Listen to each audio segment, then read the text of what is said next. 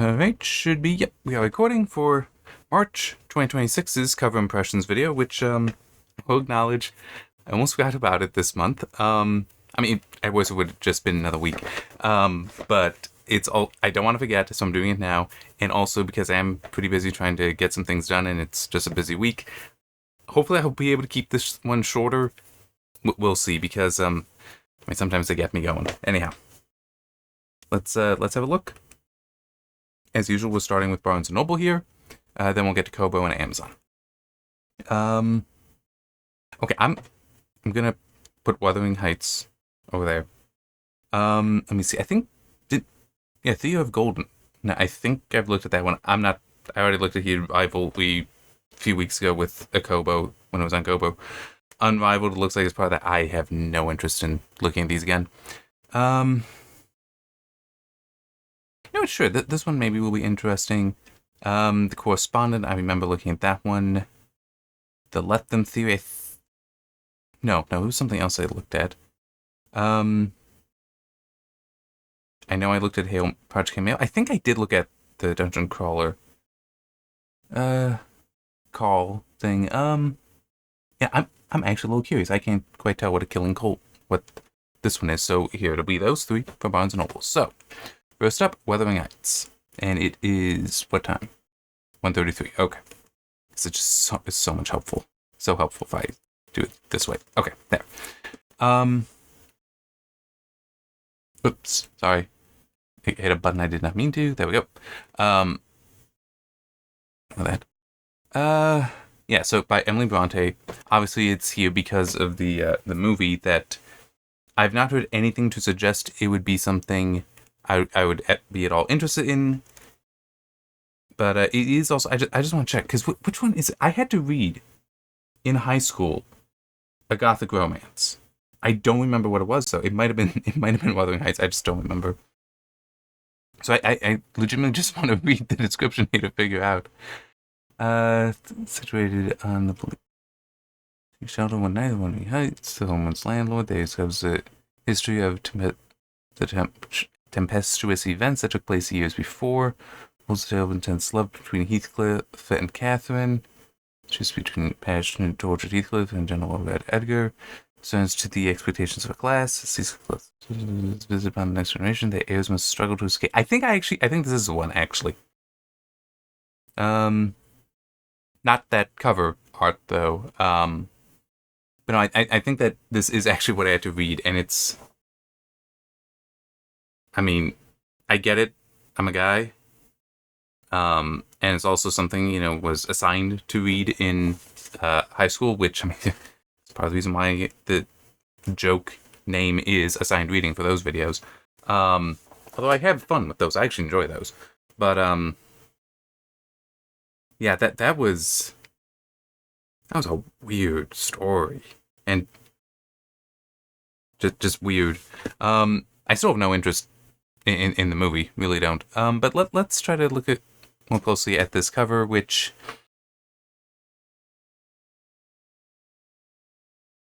generic. I'm sorry. That's all I got. That's really all I got for.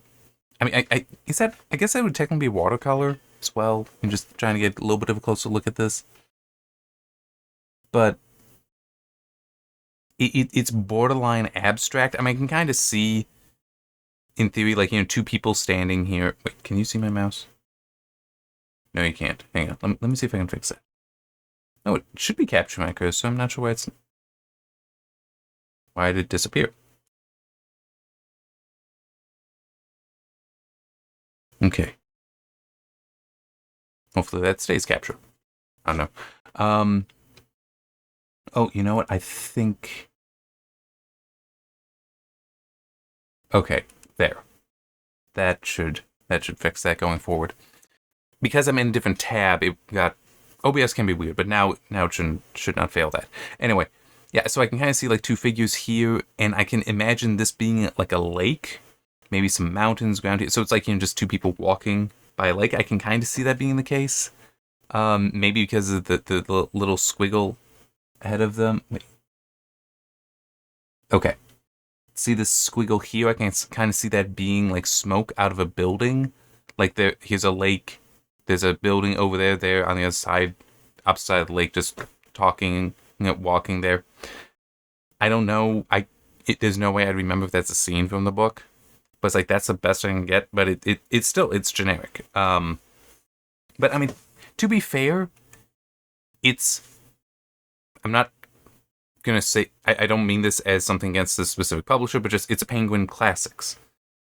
It's just one of those books that today it's either those who really like Gothic romance or those who have been assigned to read it in high school that are reading it. You don't need a good cover. This isn't you're walking down the aisles in Barnes & Noble, and it's like, oh, this looks like an interesting cover. No, that's not it. If you're going to be looking for it, either because you need Wuthering Heights for an assignment, or you already know you like Emily Brontë, so you don't need much of a cover to it. But just to satisfy curiosity, let's. Okay, so that. I'll come back to that one in a moment. I want to see the ebook now. Okay. Wow.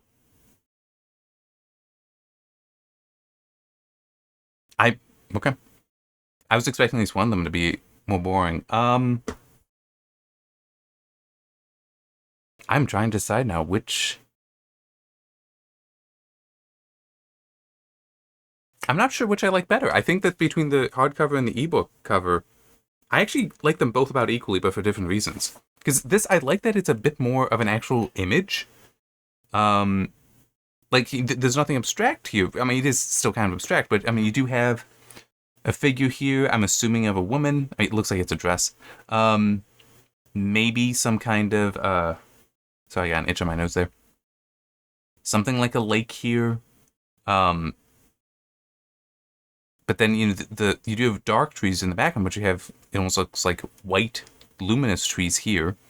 It's also interesting that there's almost like a maw here in the clouds, and something coming with a cloak over. It's actually kind of, if I didn't know what the story was, this could actually in some ways be an almost intense cover and could work for like a fantasy story. It's not, but it's actually not a bad cover. I could see this. It's not connecting with me, but I could see this connecting with people. That if this were what was on the shelf, I could see somebody looking and being like, whoa, what is this? Starting to pull it off, and then maybe reading, the description, this stuff, or the blurb, or maybe being like, oh, it's only a couple bucks, sure. Well, $9, I guess. Now, looking at the hardcover, this, I mean, I still think it looks good. It's just, it's a little cartoony, which isn't a bad thing. But I guess this connects with me less than the ebook, because it's clearly not an image. The other one was an image. This is just, it's like a cartoon. Things just pushed together. That's a horrible way of putting that. Forgive me for that. But it is. I still see this as, this is a feminine cover. Which actually, that's a little fun. I want to go back to the ebook cover now. Well, but no, I still see this as a fairly feminine cover, because as I've mentioned before, to me, and I can be wrong here, that's fine, the masculine eye, we're going to find that first point that is of most importance and then spread out from there. Whereas with the feminine eye seems to be the opposite, where it just wants to see everything, and it's just masculine vision is to find a threat quickly and then build out from there to understand the environment that the threat is in, so you can hopefully manage it. Hang on a second. Okay. Hopefully that clearing my throat and getting some water helps. We'll see. But yeah, so this seems more feminine in that there's just a lot of stuff there. It's actually, yes, very busy. Even though it is all just 2D, it's still very busy. And nothing draws my eye specifically to it. In fact, in one way, one thing that's really poor here is the letters for the title don't even jump out immediately. It's like my eye, here, is the cursor being picked up? Yeah. My eye is actually first going here, and I'm not even sure why it's here, but that's the spot. Maybe because that's the one thing that's different when you're in the center, because that's where there's the fewest plants. Because over here you got this plant, and it crosses over with that plant, then over here you got the grass. So it's like, that this is the anomaly, and then I see the plants around, and then I see that, that there's this no, it's not filigree, but this border here, and also the distance there. Yeah, the fact that Wuthering Heights is kind of almost hidden amongst everything else, that's not good to my vision. In no way connects with me at all. But it does still seem, it is just a boom, here's all this stuff, which that seems to be what we find on other covers that are targeting women, that aren't just the same picture as I've put it before, that the like this kind of is, as is that. But looking back at this one, just I still want to, with that whole, the masculine vision I was talking about, like going to a specific point, it's actually, it's one of three things, but they're all basically on the same line right here. It's either this face kind of thing in there, which if you don't see that, that's fine. It is whatever that term is for being able to find faces and such in clouds. That's exactly what's going on here. I recognize that. But still, is seeing the human figure here, but also just the light here. And it's like, this is kind of the center of the like luminous trees, how I put it earlier. And so it's like, that's where my eye goes. And the fact that it's all three of those points basically on the same line and near each other is actually kind of a good thing as well. But still is... Okay, I'm just trying to now, like, strip away Wuthering Heights, strip away Emily Brontë, and just look at the image itself.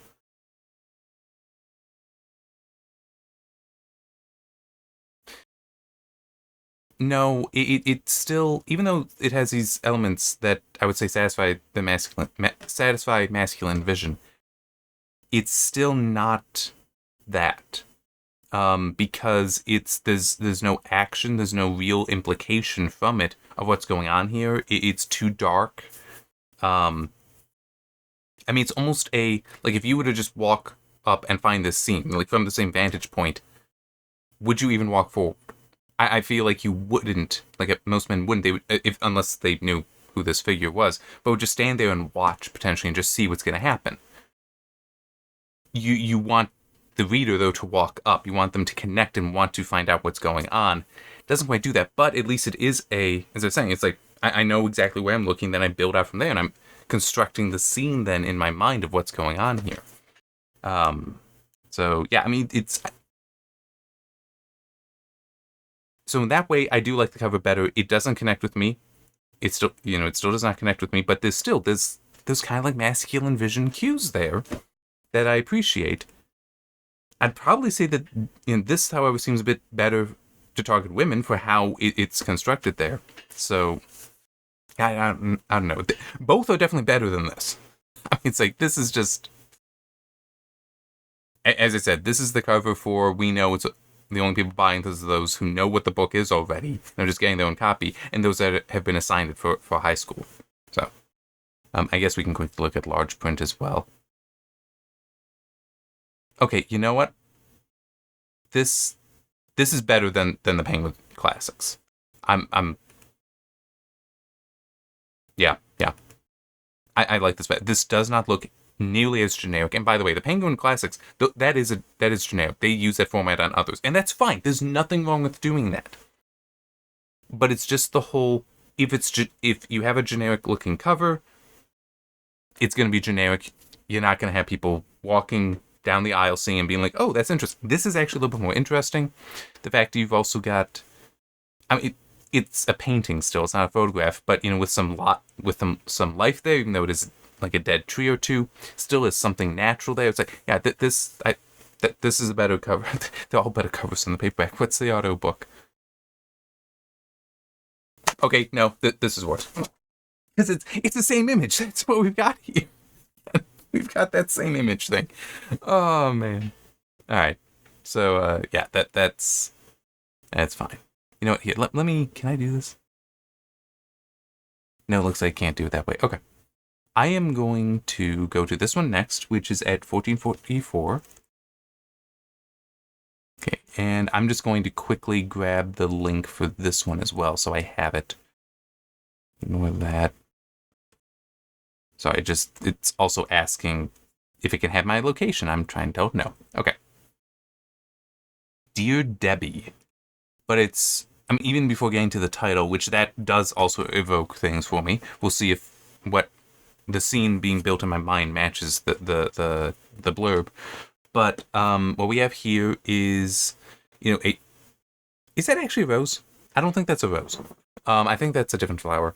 But still, it being cut off, and how it looks kind of wilted, which is one reason why I'm not certain it is a rose or not. I mean, it just doesn't quite look right.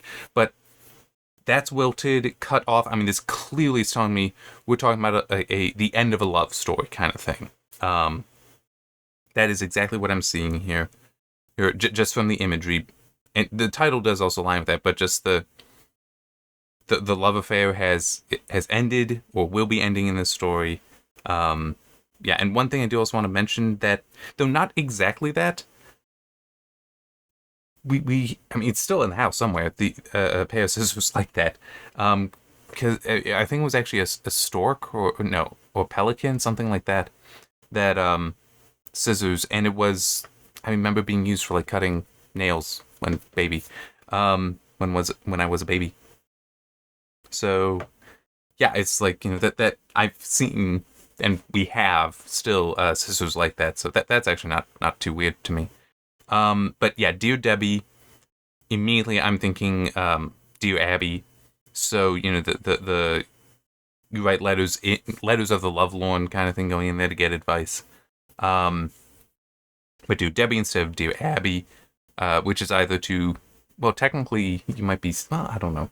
It's one of those weird things. You can't copyright book titles, but I guess Dear Abby was probably trademarked, which would get complicated. But in any case, yeah, so that is my expectation here. That this is absolutely about a relationship that has gone bad, that maybe not has soured, but has ended or is ending. Maybe it's about... so it's going to be about one of two things. Either the new relationship... Well, sorry, three things. Repairing the relationship. A new relationship. Or just moving on from the relationship. So 1 and 2 are kind of the same thing. 3 is a journey of self-discovery after finding that he wasn't good enough for you kind of thing. Or that he was actually bad for you. I mean, I don't need to go the whole, because he wasn't good enough. It doesn't need to be that. It could just be he wasn't good with you. I mean, that it wasn't it wasn't a he's beneath you. It could have been he was just not a good guy. Anyhow, let's get to this. Master Psychological Thrillers returns. Shit. Well, there goes my expectation, because I'm expecting a love story. And it's like, this is a psychological thriller. Returns with a piercing story of a woman with nothing left to lose. Although, at least there is that. As far as the whole, hey, you've lost this, you're going on a journey of self-discovery. That's kind of a, hey, you've got nothing left to lose. Let's go. After a formerly imperfect life begins to spiral out of control, advice columnist Debbie takes matters into her own hands. Secrets, lies, and betrayals. How far will one woman go for payback? Okay. One thing that I'm concerned about with this, just from that, and I do want to keep reading here, is this is right now kind of a generic story in that, oh man, I wish I could name one, but I know I've seen movies with this and probably also television shows where, I mean, in a way, The Man Who Came to Dinner has it a little bit, but the idea that the person who is giving the advice is also the one in most need of it, but doesn't realize it, thinks everything is fine, but no, it's all horrible. Like, the whole they come home one day and find the image that I have is actually, it's a guy that is clueless that's the one giving the advice but is clueless, comes home, and the wife is leaving him. And it's just like, why? I thought everything was great. It's like, that's the problem. You thought it was great. It wasn't great. You weren't paying attention. It's like, that kind of thing. And it's just, that's kind of generic. So, it's a caution to me that's like, there's still potential, but maybe not. Let's keep going. An exclusive cover, an extra advice column from Debbie. Okay, that's kind of nice. Sometimes enough is enough. Debbie Mullen is losing it. For years, she's compiled all of her best advice into a column. Dear Debbie, where the wives of New England come for sympathy and neighborly advice. Through her work, she's found countless women who are ignored, belittled, or even abused by their husbands, and Debbie does her best to guide them in the right direction, or at least she did. Sorry, I know I'm not reading with correct intonation. These days, Debbie's life seems to be spiraling out of control. She just lost her job. Something strange is happening with her teenage daughters, and her husband is keeping secrets, according to the tracking app she installed on his phone. Want to talk about that one? Now Debbie's done being the bigger person. She's done being reasonable and practical. Oh, yeah, this is just girl boss empowerment kind of thing. I would not want to read this. And now it's time for payback against all the people in her life who deserve it the most. No. I'm sorry, but it's like, and her husband is keeping secrets according to the tracking app she installed on his phone. It's the fact it says she installed, which this may not be true, okay? Now, personally, granted, don't have any actual relationship experience, but still, I have to think about these things because I read this stuff, and I watch movies, watch television, and I write stories. I do have to think about this stuff, so the way that's written, that she installed on his phone, that's worrying, because that is, she's controlling. You know, it's like this isn't a. It isn't so much that he's keeping secrets, because, I mean, in my opinion, and this very much, though, would be I don't have relationship experience. There's nothing wrong with secrets. The problem is it needs to be if the partner, whether it's the husband or the wife, asks what's going on, you answer. Right? You are never keeping it from them. You're just potentially not telling them. Because, I mean, it could be he's keeping secrets according to the tracking app. Okay, well, the tracking app would imply he's going out somewhere. It legitimately could just be where are you going? Are you actually going to spend time with your friends? And he might be you know what? No, I'm not. I'm going, I am going out to the bar alone, and because that's where I'm comfortable. There's nothing wrong with that. But she doesn't trust him. That's why she put the app on there. Now, to be fair, though, this could be they put it on each other's. And he is fully aware. That's fine. That's fine. I don't necessarily see the deep problem there. It is still a problem, potentially, but. And her husband is keeping secrets according to the tracking app she installed on his phone. And it's just like, that suggests you're not trusting him. Where's the faith you should be having in him, just as he should have in her? So, yeah, it's. And plus, there's also something strange is happening with her teenage daughters. This is very much, until you get to the done being the bigger person, this stuff. And even to hear is very much what I was saying in that kind of generic story, which isn't necessarily a bad story, don't get me wrong. But the whole, you're giving advice to everyone, you're not even aware of your own situation, how that is crumbling. That's what that reads as, and it would be interesting, or it could be very interesting to see how does she solve this problem. How does she reconnect with her husband so that now he's not leaving like that? He doesn't feel the need to leave. Or he still leaves, but is bringing her with him. It's like, is including her in it. It's like, could be something like that. The teenage daughters. Which, okay, it also just occurred to me as a little bit of a joke, but it's like, maybe he's leaving the house and going away somewhere just because, like, I can't stand all these women around me. They're my family. I love them. But you know what? I need a break. I need a break to something more Y chromosomal. I mean, it's like, maybe it's just that. And there's nothing wrong with that. Nothing wrong with that. And it is if she were to ask, he should tell her the truth. But if it is he's going out having an affair, no, that's not acceptable at all. But it's just, this is but the potential here is her figuring out and trying to go through discovering her own problems. As yes, she's been giving all this advice.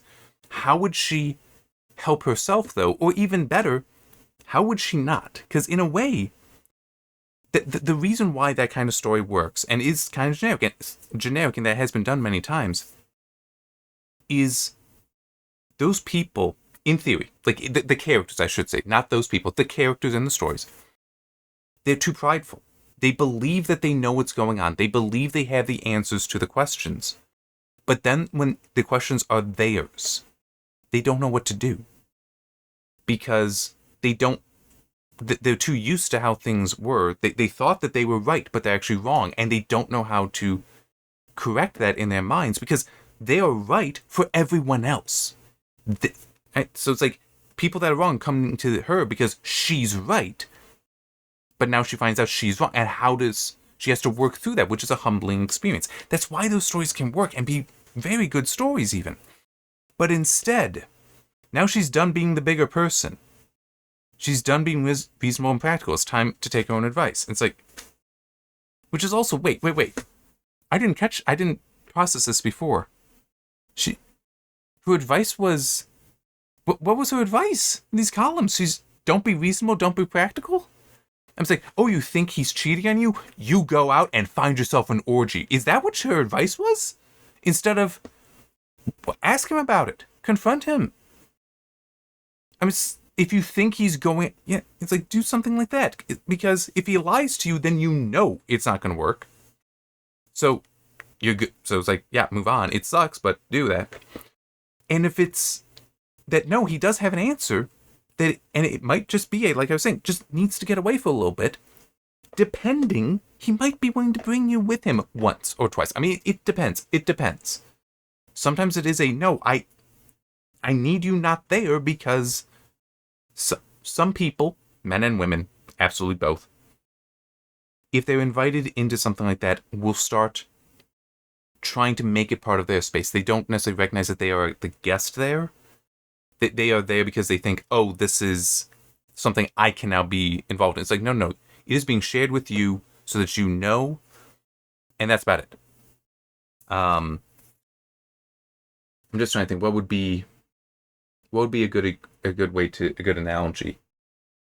It would be like how I really like my movies. They're all around here. But if like I had a girlfriend or wife who didn't like movies at all, did not care for them, and so this is something that really was just for me. But actually, it's right over there. I can grab it.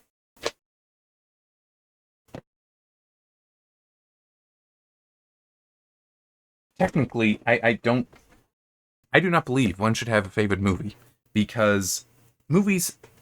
There's so many great movies that the thing you want to turn on because of this thing or that thing about it.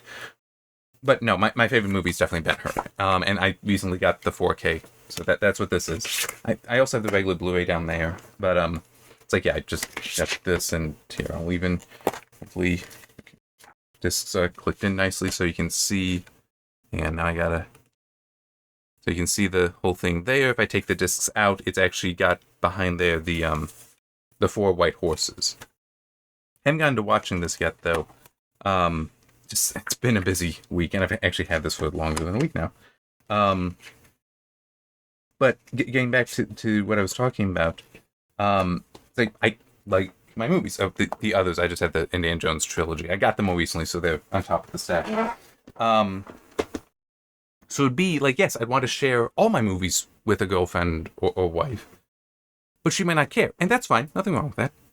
I would want her to appreciate that I do enjoy it and not be like, well, why are you spending that time watching the movie instead of spending time with me? It's like, I hope that would be a GoFundMe because, like, I'm not sticking around with that one. No, these, I value them. You need to at least appreciate that.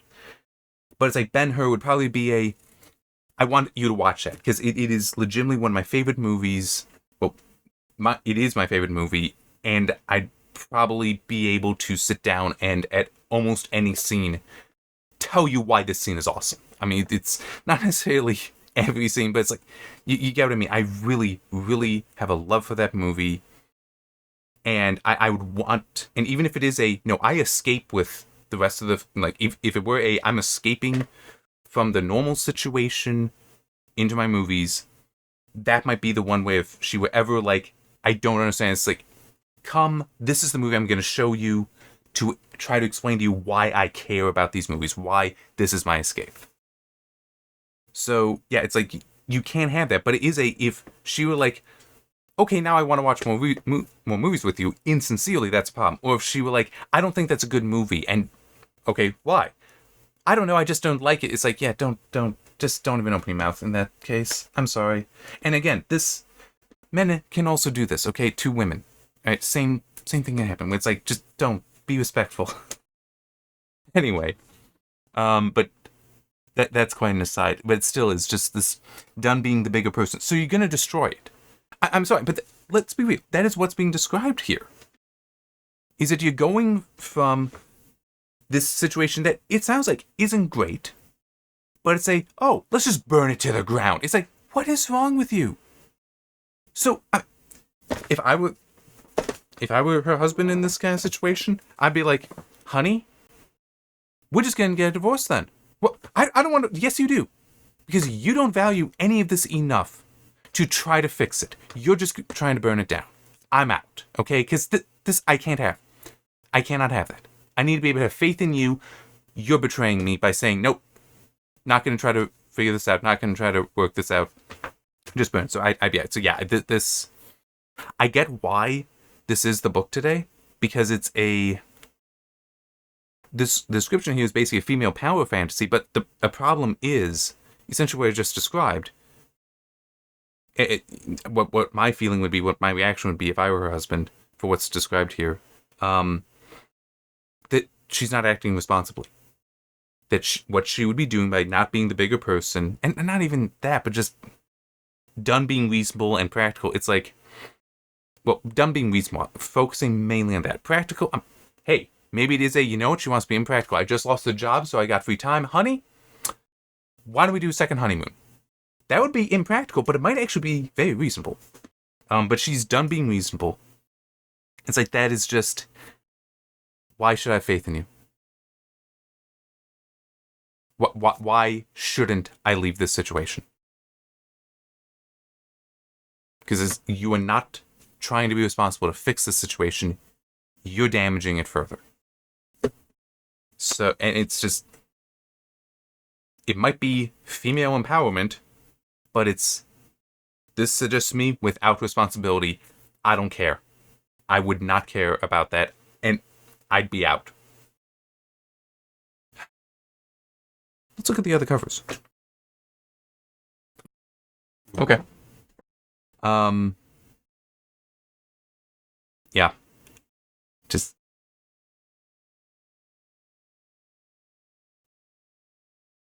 being an exclusive is just it's red instead of green. I love it. I mean, hey, good for them. They're probably making a little bit more money this way, but that's still funny. But yeah, the getting of revenge with psychologically, it's like that's fine, but still, are your priorities your marriage and your family, or are they something else? Because if you're done being reasonable, that tells me you're done with your family, you're done with your marriage. Why should I care? Because those, I think, do have value and should have value. You're saying they don't. I don't care. All right, what's this next one? And 3309. Okay. Which also, I should be doing this. I'm pulling the title and author. Okay, A Killing Cold. Okay, part of the reason why I wanted to look at this one was I couldn't quite tell what the image was of when it was so small. But okay, so those are... Oh, that's actually kind of neat. I like that effect. So it is the snow-covered trees, but these are icicles then. They turn to icicles up above. I like that effect. That's neat. That's neat. It makes no sense physically, but I do like that. And then, of course, you've got, the cabin there with the snow on top. This might be next to a frozen lake.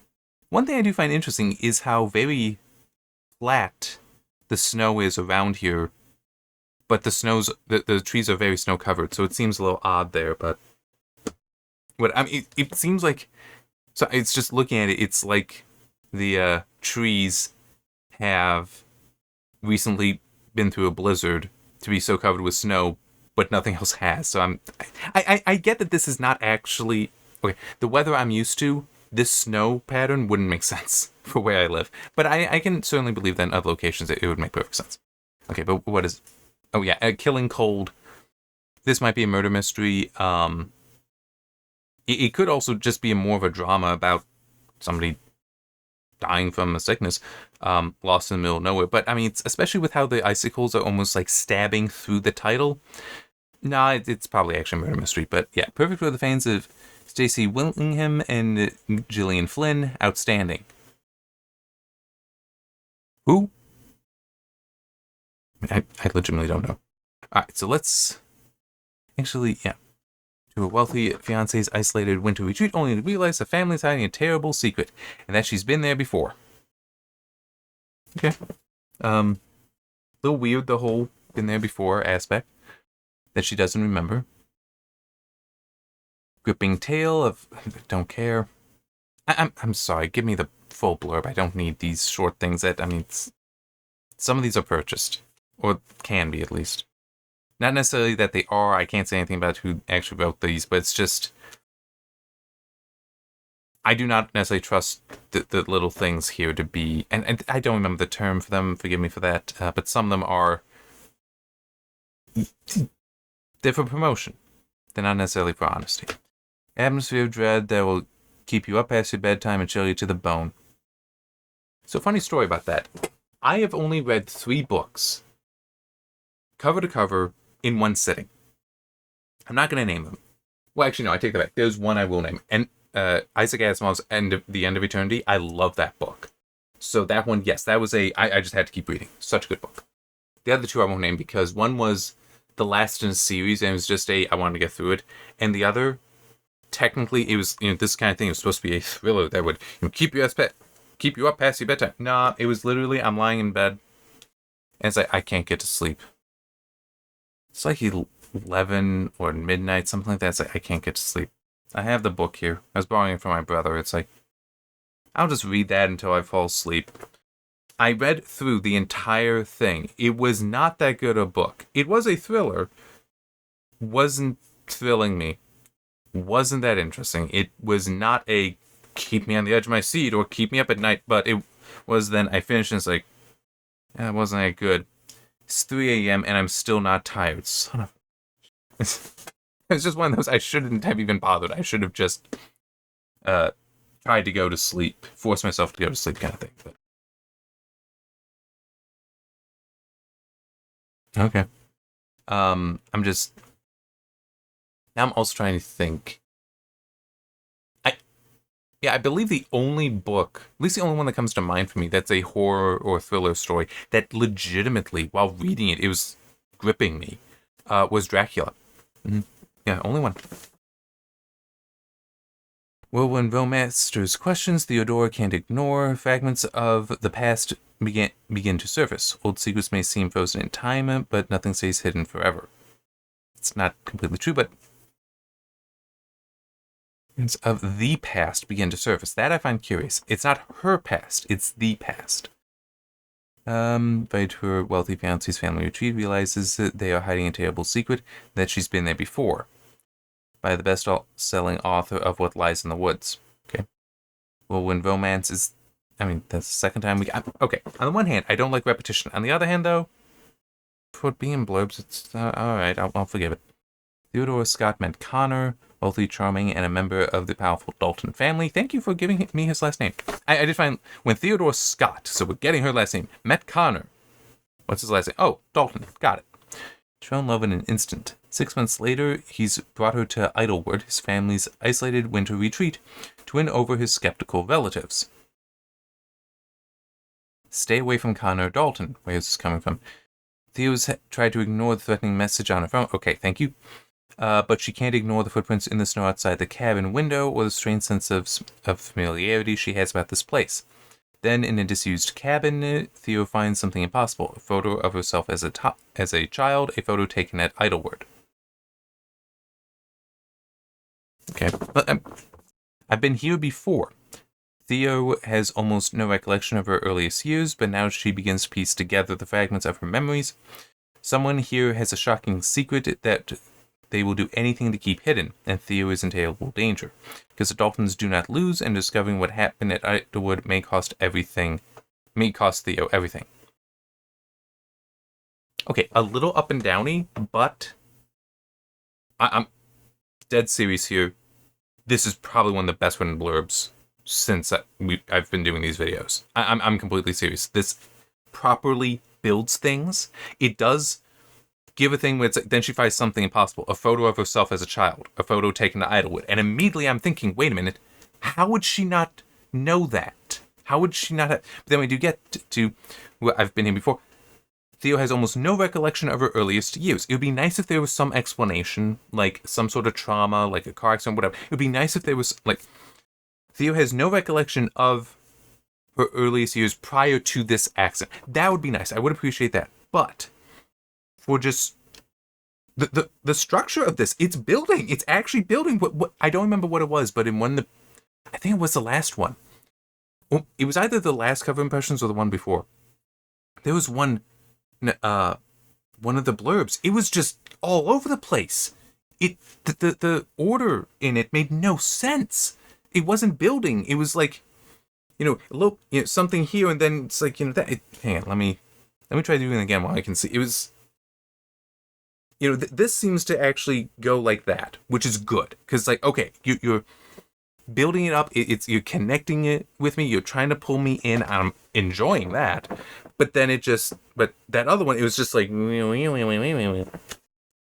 think, I think it was. If I can find it here. Here it is. I think it was this one. I'm using a single notes file to keep track of all this. I think it was this one. In remote tidal island, the Viscount of Tythe Hall is absorbed. Murder at the end of the world. Foolish preparations for the apocalypse they believe will accompany the passing of Haley's comet. The hall must be sealed from top to bottom, every window, chimney, and keyhole closed off before night falls. But what the pompous design its Viscount has failed to take into account is the danger that lies within. Warning he will be dead, blah, blah, blah. Okay.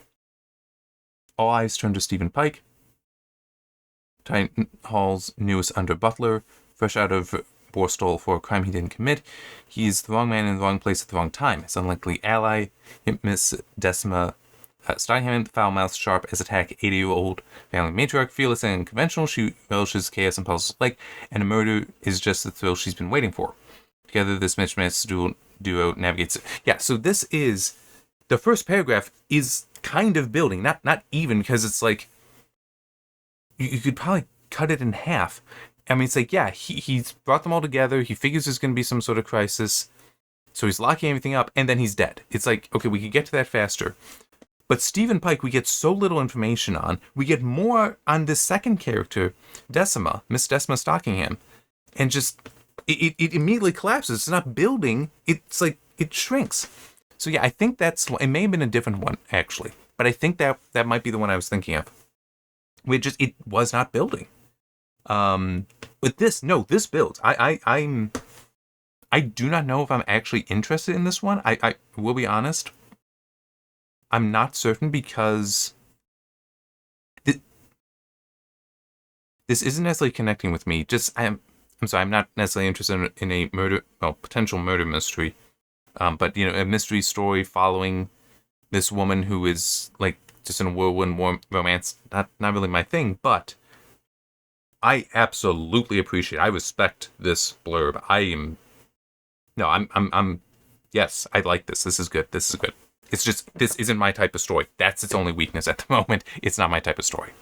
Okay, I'm just going to quickly pull these for in my notes. Because I do need... Oh, well, I mean, true, it's the same thing, but...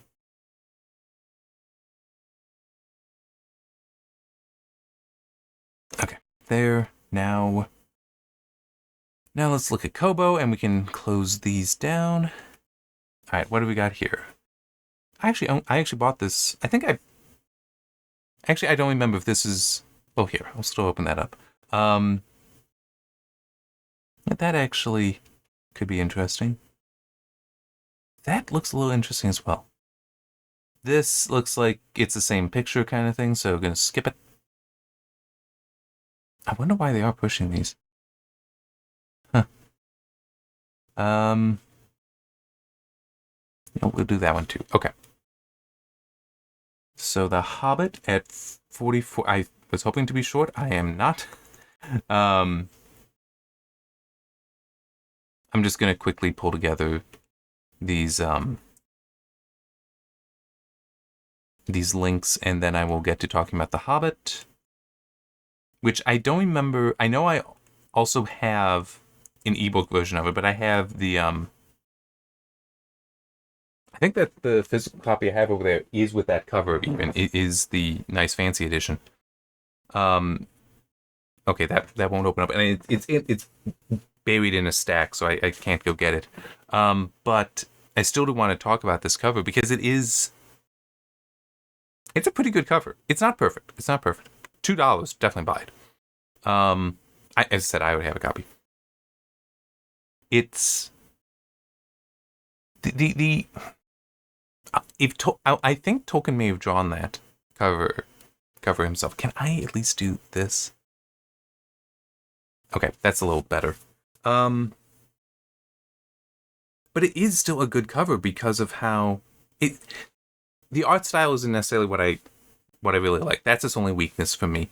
But there is a lot going on here that it does tell you actually a fair amount about the story, because it's like you are going to the the Lonely Mountain, but you have to first pass through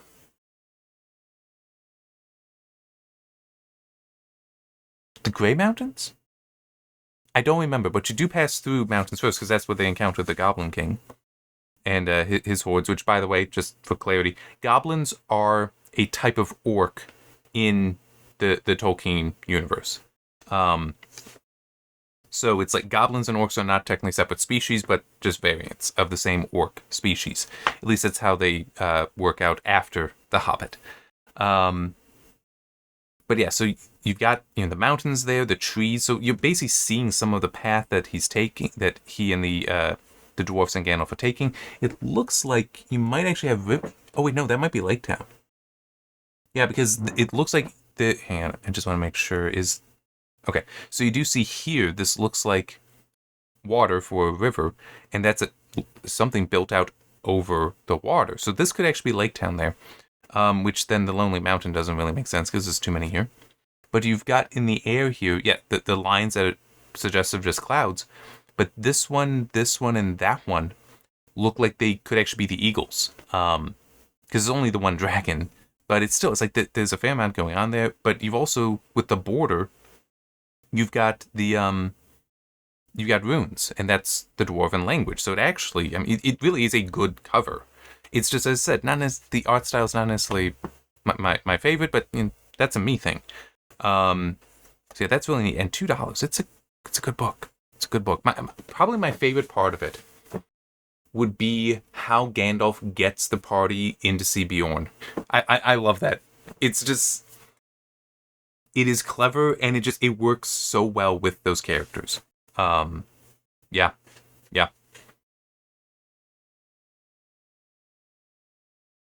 It's not young adult, though. This is younger. The Hobbit should be more actual children, like preteen. Because young adult, I think, more teenager. No, the Hobbit is good for preteen. The Lord of the Rings, that I would say would be young adult, would be teenager. Not because of content, but because of comprehension. It's a much more complicated book. All right, so getting to the next one. 8:30, but it is definitely, The Hobbit is such a good story. It's so good. And at some point, okay,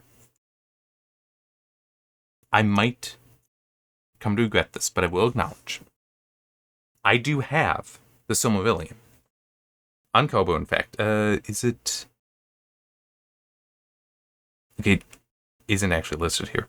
But I do have that, and at some point, I do intend to read it. I might do it as a signed reading. It depends on if I feel like embarrassing myself. Because I have a feeling that some of that will be this is very... Okay. The Silmarillion, you do hear people say that it's hard to read. I've also seen people say, no, it's not. They're just saying that to discourage you. It's actually a very good book. We'll find out. But it's also, I'm not even going to start with Silmarillion. I also have the three great tales. Beren and Luthien, Children of Hurin, Fall of Gondolin? I think that's the three. I know Beren, Luthien, and Children of Hurin are two of them. I don't remember the third necessarily. But I'd probably actually read those first and then do the full Silmarillion. Those are like pulled out from it. Anyhow, let's look at this one. King Sorrow. And can we get a closer look at the image here? And actually, I'm going to drink water.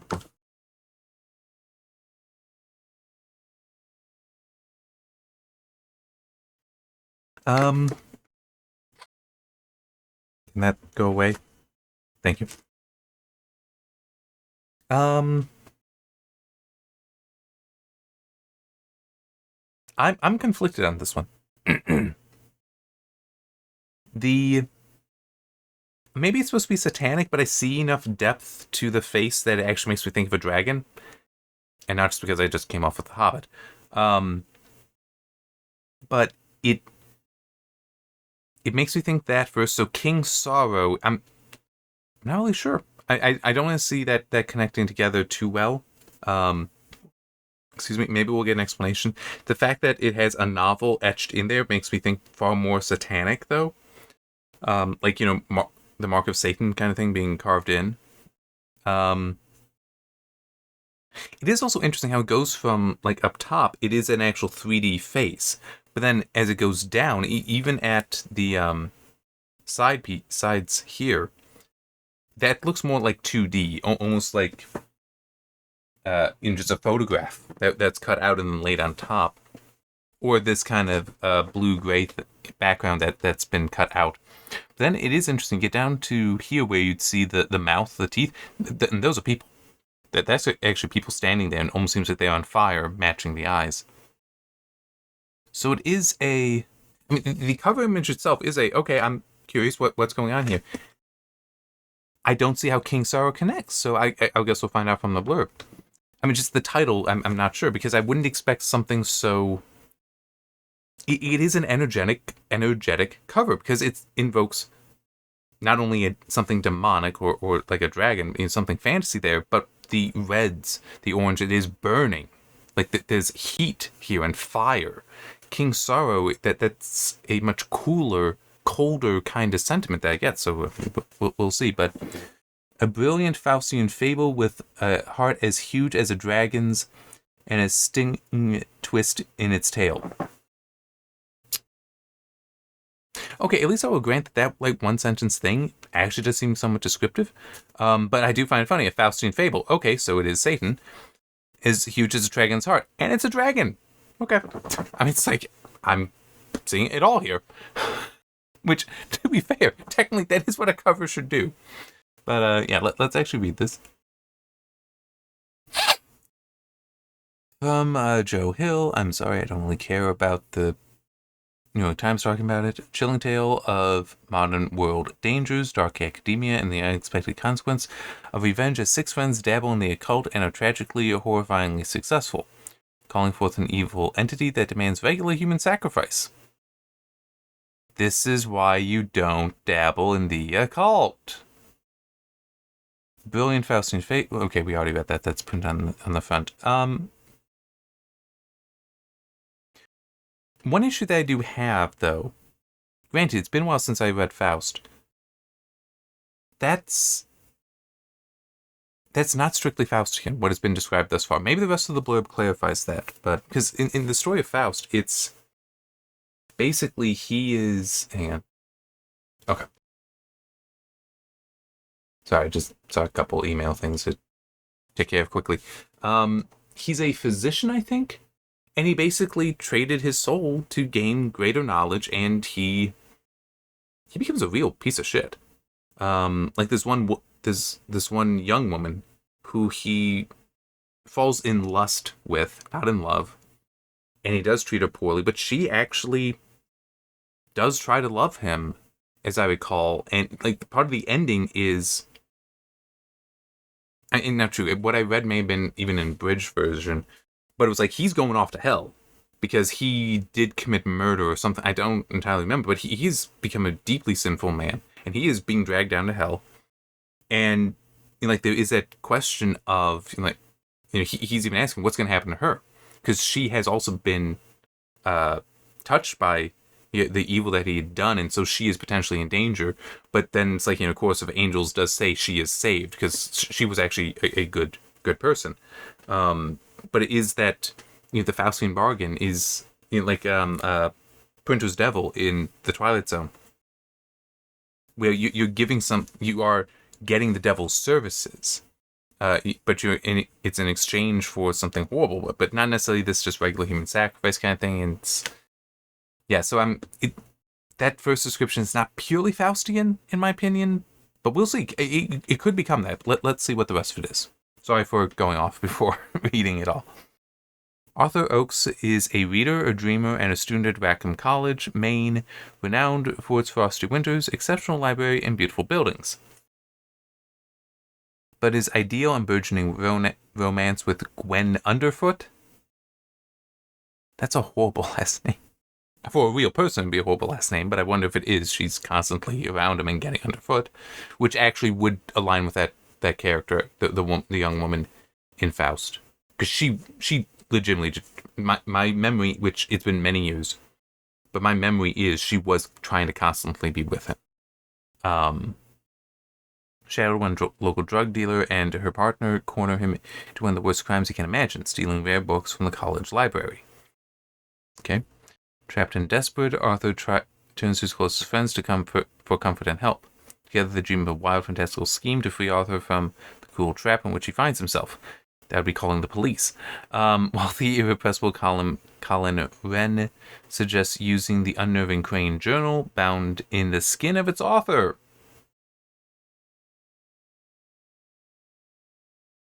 Why do you think that's a good idea? To summon a dragon to do their bidding. The others, brave, beautiful Alison Shiner, the beautiful twins Donna and Donovan McBride, and brainy, bold Gwen, don't hesitate to join Colin in an effort to smash reality and bring a creature of the impossible into our world.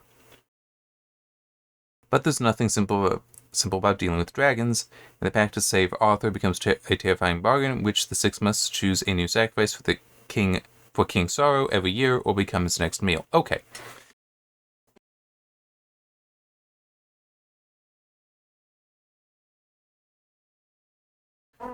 I'm still going to disagree. It is more Faustian than I was thinking from just this. It is more that.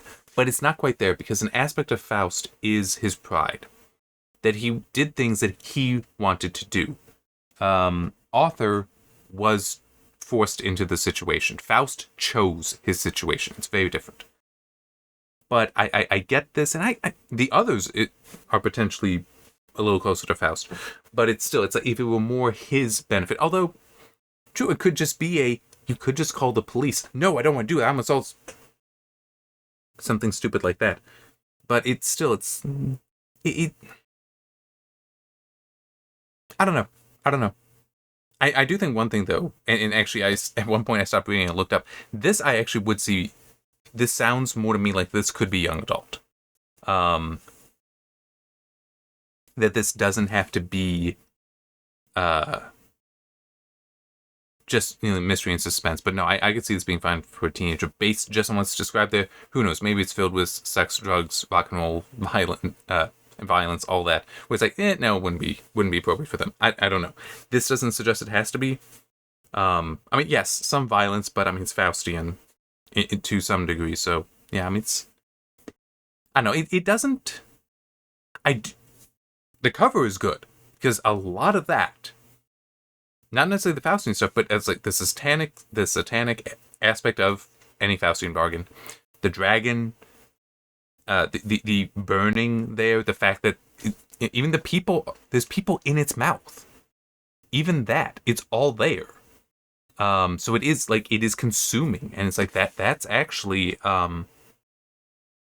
it is a good cover because.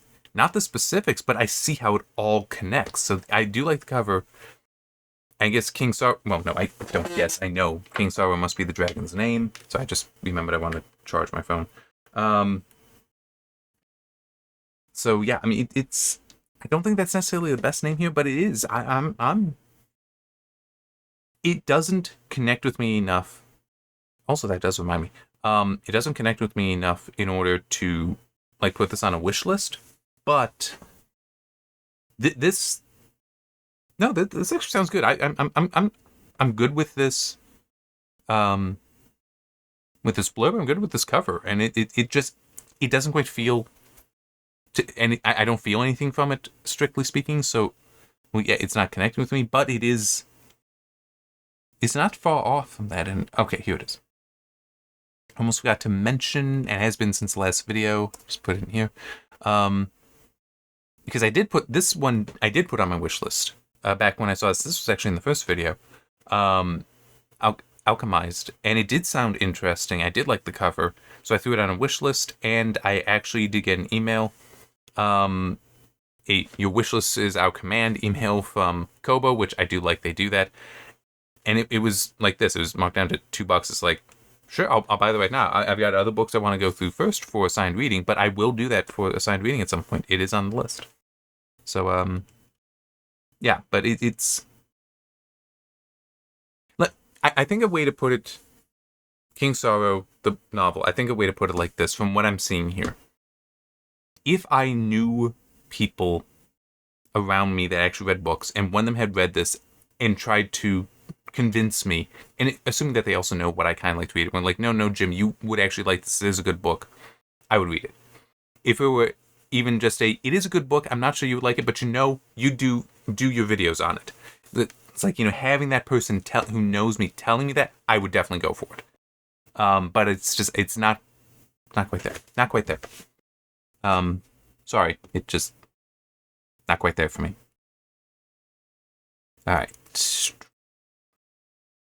so we are at 1:01:25, getting to finally the remains of the day. Hopefully I can keep this short. I don't want this going so long. I really don't. Alright, winner of the Nobel Prize in Literature. No offense, that makes me actually kind of not care. I'm sorry, it's just... Nobel Prizes are not as important as they used to be. And legitimately, the reason why I wanted to even pull this up was just the cover image. What that actually makes me think of, what the image that started forming my mind was like this were a photograph, and somebody was just tearing pieces out. It's not, because these are straight lines. Those would be ragged. I do find it interesting that this one between the remains and of the day is flipped. So it's like, the window is on the left side for the two largest pieces. It's on the right side for that smaller one. Just want to make sure. Yes, you can see my cursor. The gloved hand is there. Although that also doesn't make sense, because down here, both gloved hands are down here, but then there's another one up here. So I guess this should actually be a different person or a different time. Yeah, so I was just curious about that. Oh, hang on. From the winner of the Nobel Prize in Literature. So we're talking about the author, is that not necessarily the book itself? Okay. But the perfect butler in his fading insular world in post-World War II England. His profoundly compelling portrait of a butler named Stevens. Stevens at the end of 3 days. Okay. Very quickly, I'm just going to say I don't like this. I even kind of said that before. I don't care much for repetition. There are times for it, yes. Not like that. It's like named as Stephen.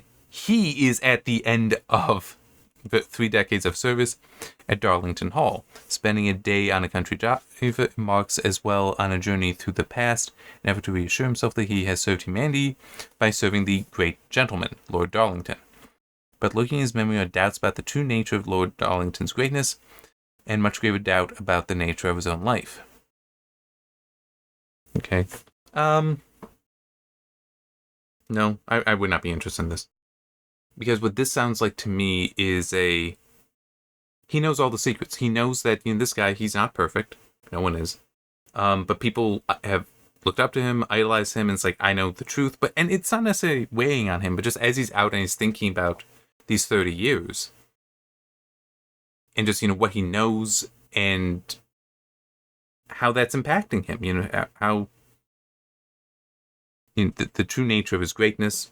It's like some doubt about what he has done or what he allowed to happen around him. And also then, is he a good person or not? It's like, I get that. But it's just, that kind of story is not necessarily always that interesting. It can be, but it's a bit more just a drama, and not really my thing. Not really my thing. But no, I can definitely see this being a good book. It's just doesn't connect. Doesn't connect. All right, now let's do this one. 104.55 Talisman by these guys.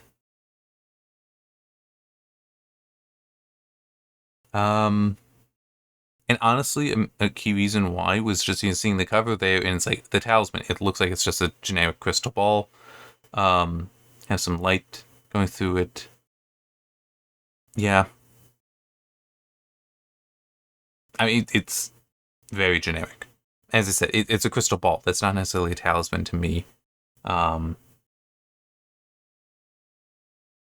The iconic, extraordinary collaboration between best-selling authors Stephen King and Peter Straub. I've heard of Stephen King. I got no idea who Peter Straub is, no offense. And it's also like, I don't really have any interest in Stephen King stories. Sorry. An epic #1 New York Times best-selling fantasy thriller about a young boy's quest to save his mother's life.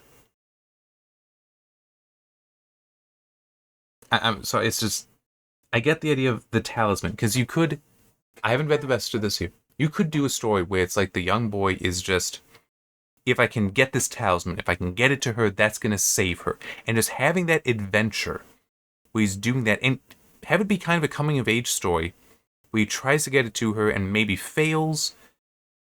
Like, it gets there and like while rushing, trips, it falls and it breaks.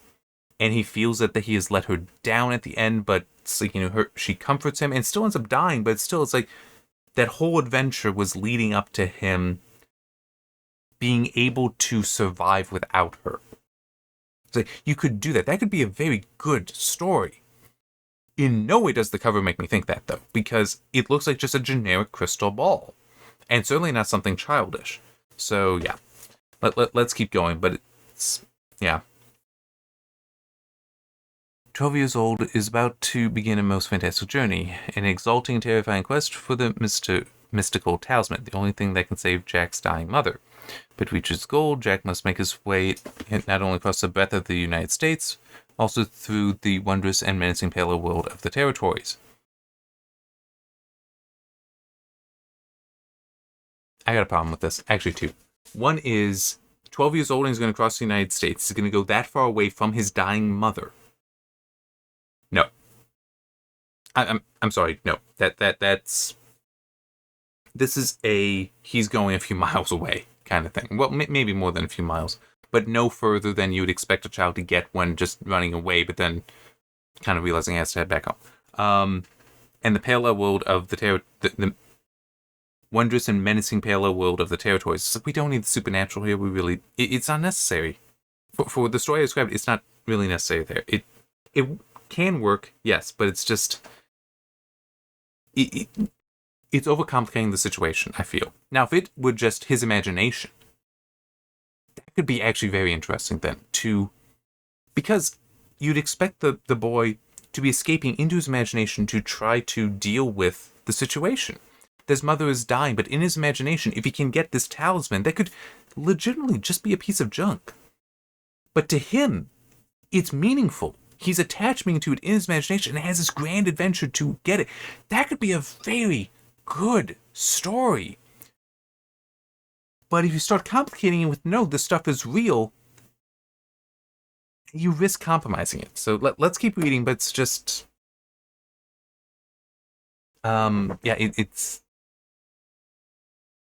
I don't know. In the territories, Jack finds another realm where the air is so sweet and clear a man can smell radish being pulled from the ground a mile away.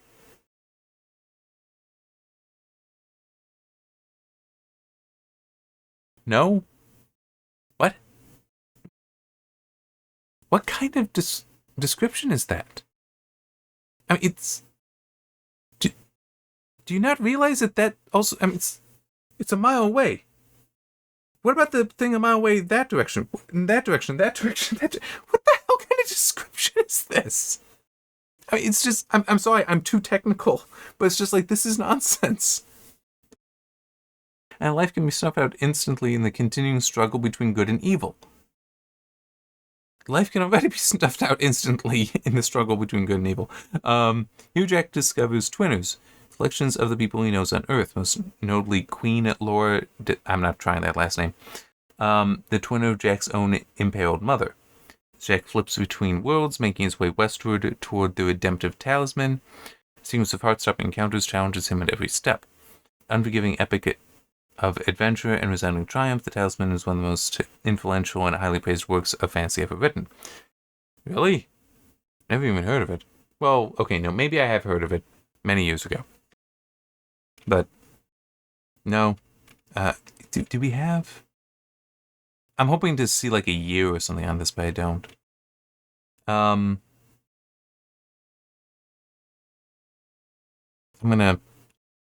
want to look this up. I want to get an idea of how old the book is. It's from 1984. Okay.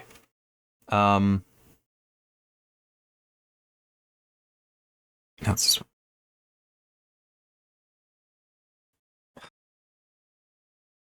I get it's Stephen King, so he does supernatural stuff, but the fact it's real, what's being described there is real, actually it legitimately does bother me. I think if it were more just the personal story of his imagination, of him going through his imagination, that would be much more powerful.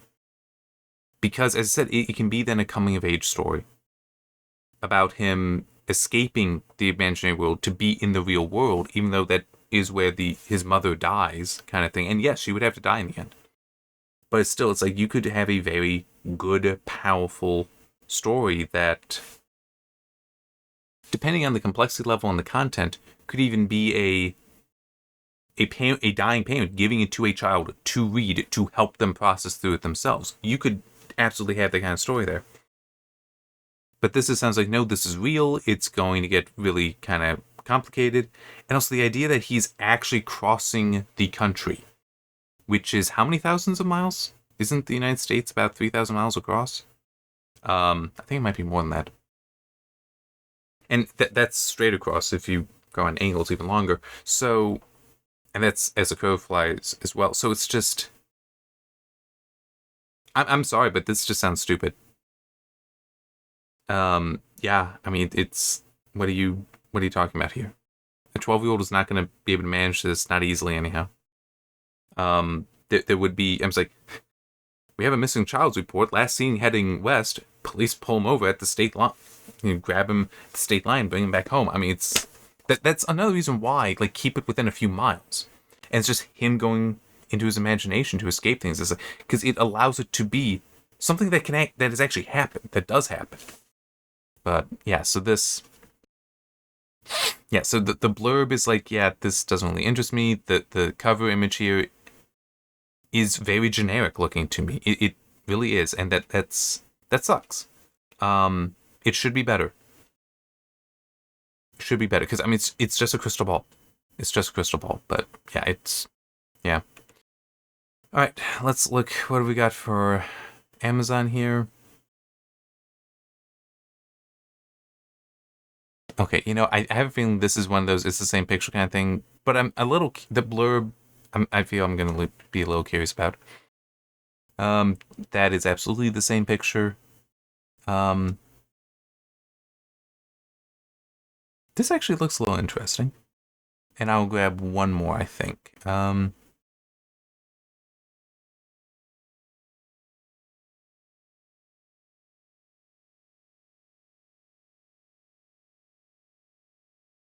Did I really look at that? Why does this one sound familiar? I came back for you. No? Okay. Sure, then let's look at that one then as well. Alright, so first, at some point I really do want to see... I've not watched the movie A League of Their Own yet. I do want to at some point, but I don't know when. Oh, hey, 1:14:10, I'll say. No, it should be like 05. Alright, just trying to get these links in here so I don't need to worry about them later.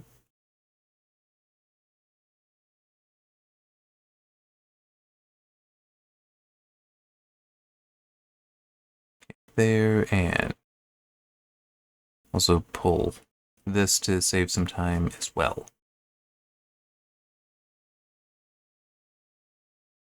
Just what the titles are and the authors. Because I do need that. Whoa, I did not realize how long this is. How long this title is until it's like actually sitting there. Alright,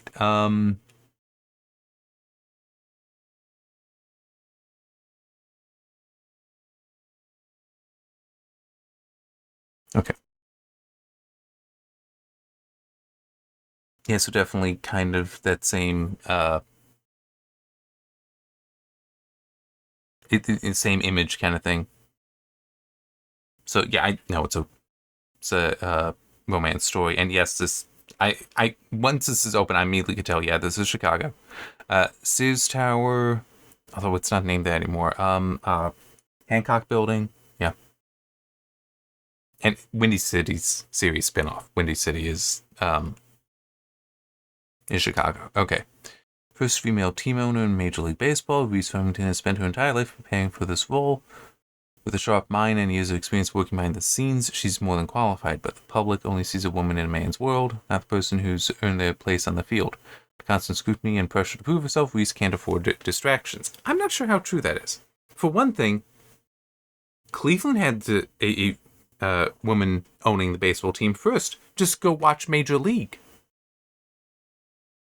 I'm sorry, but it's just...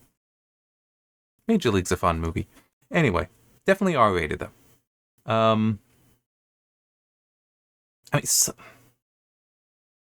also feel that that's not entirely true. I mean, yes, there would be some element of the woman in the man's world, but there's also the whole she's the owner kind of thing. She doesn't have to be involved, so it's not really that big a deal.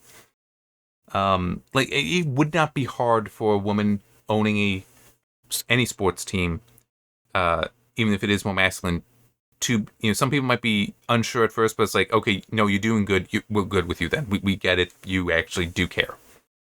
But yeah, especially when that comes in, can't afford distractions, especially when that comes in the form of the team's tempting field manager who questions her every decision.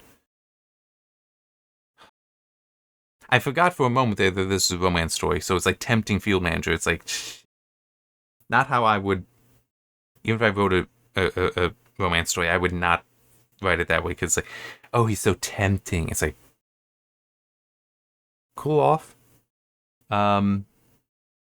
He's a former all-star turned coach who treats his players like family and the field like home. Okay, that can explain, though, the questioning every decision, because it's like, this matters a great deal to him. He might see her as an interloper. So it can just be very hard for her to prove herself to him. I think I said that correctly. After years of running the team his way, the last thing he wants is a new boss, let alone one who seems ice cold and laser focused on business. Yeah. Before spend long hours and too many away games side by side, he begins to see the fire beneath Reese's control, the heart behind her ambition, and the unwavering determination to prove herself. Heated banner turns into sizzling chemistry. I'm sorry, at this point it feels like romantic slop, to me at least. Professional boundaries blur and the spark between them becomes impossible to resist, but Reese is constantly reminded of how many people are waiting for her to fail. The safest move is to keep Emmett at arm's length. No, it's not. For the sake of the team, the season, and her career. Keeping the business is one game neither of them can seem to win. So here's my main criticism that I would have. Okay, no, let me hold off on that. The blurb itself is kind of okay. I mean, like, structurally, it is largely good, but some of it that should not be there. And some of this, and this is where that criticism was. It's too obvious that it's a love story. I mean, especially by putting so much here, by writing so much of that out there, it undermines it, because it's like, well, yeah, obviously they're going to get together, and not just in a, well, it's a love story, so they have to get together kind of thing, but it's a, yeah, we know they're going to get together because you're basically telling us right here it's inevitable for them. So where's the tension going to be? Where's the, oh, is it actually going to work out? I mean, where's the triumph here, I guess is a better way to put it. Because it's just like, oh, well, if they want this team to succeed, then they, then they're going to have to, stay professional. It's like, that's not really that much of a stress on the relationship compared to something that would be more significant. Like, he is awkward around her.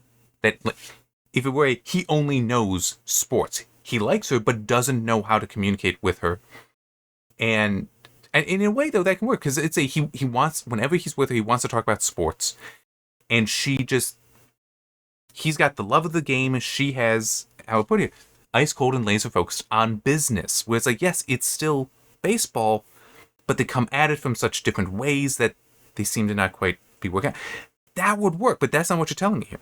You're basically telling me that, oh yeah, they both know that they want each other, they need each other, they're going to get each other, but it's just I think, I don't remember what I said, but people are waiting for her to fail, and the safest move is to keep Emmett at arm's length. No, it's not. There's no reason for that. Those are separate things, and it's also, you need to be able to work with him. If the relationship is interfering with that, then okay, there might be a problem, but there doesn't have to be. It can be you fall in love, and you're just running the team together, which in a way helps him, because it might be okay, I now have a better sense of, I'm doing this because I love the game, she's doing the business side, and if she's trying to tell me something, I might feel a little bit more comfortable saying, no, honey, I need to do it this way. And even if it is I really want you, I need you to let me do it my way. This is just one of those things. Let it be my way. Okay, I mean, it's like that you can do that there, so it's like the blurb could be better here, and a lot of it is also the whole, you need to not have it be so obvious, so in your face with so many words, and that's the main thing here. It's too many words, because they're going to get together. That's what this paragraph is telling me. They're going to get together, so then where's the triumph?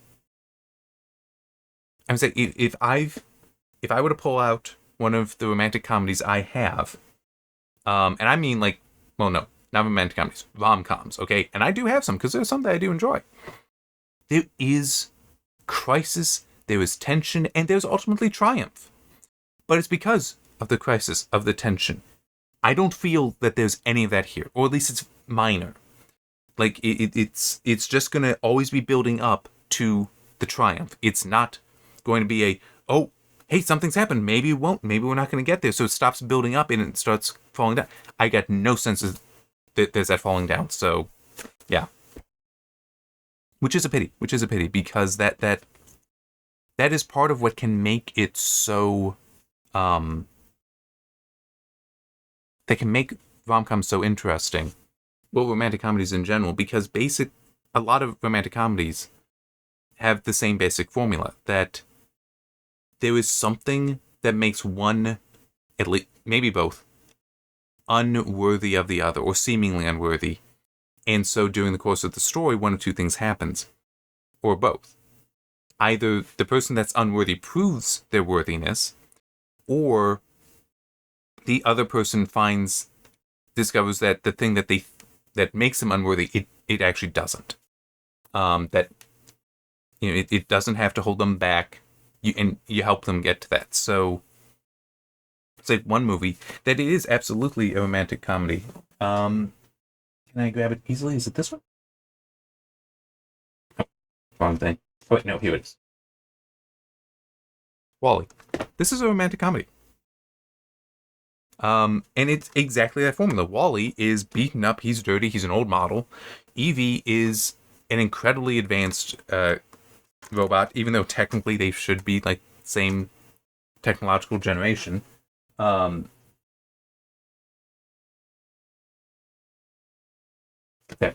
But he neither really know how to communicate. She is hyper focused on her mission.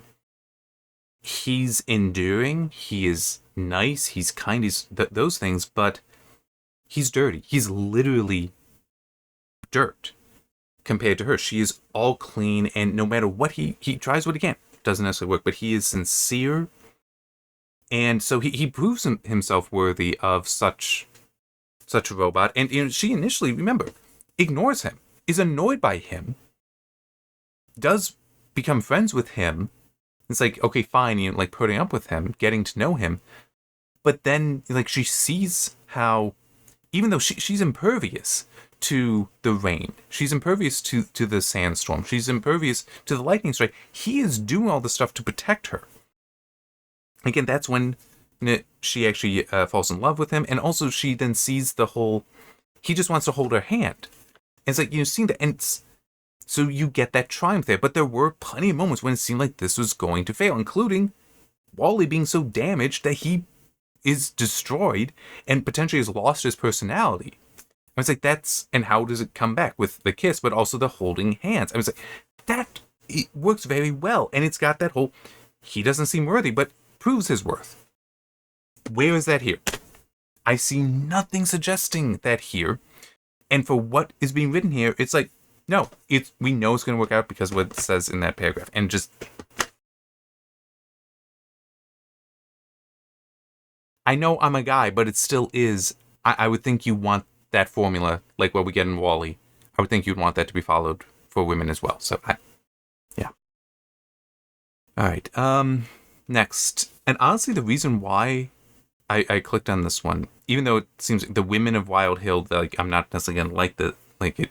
This might be a kind of feminine empowerment kind of thing, or female power trip. It's like, but was just, because I could tell it looked like a tree, but it also looked like fire. So it's like, okay, what's going on here? I'm a little curious. So the women of Wild Hill, with this kind of very naturistic, however you'd say that, image. And now that I also am seeing, like, the key here and such, the mushrooms as well. Oh, and I didn't even see this, but we are all witches now, even without seeing that. Just the women of Wild Hill, because I did see the title, and just the fire there and the nature kind of stuff around it, it immediately made me think of witchcraft. So yeah, we are all witches now. It's like, yes, that's exactly what you want a cover to do. I might not be interested in the book, but it's like that. I was curious, is this going to match up thus far just from this? Yeah, it looks like that.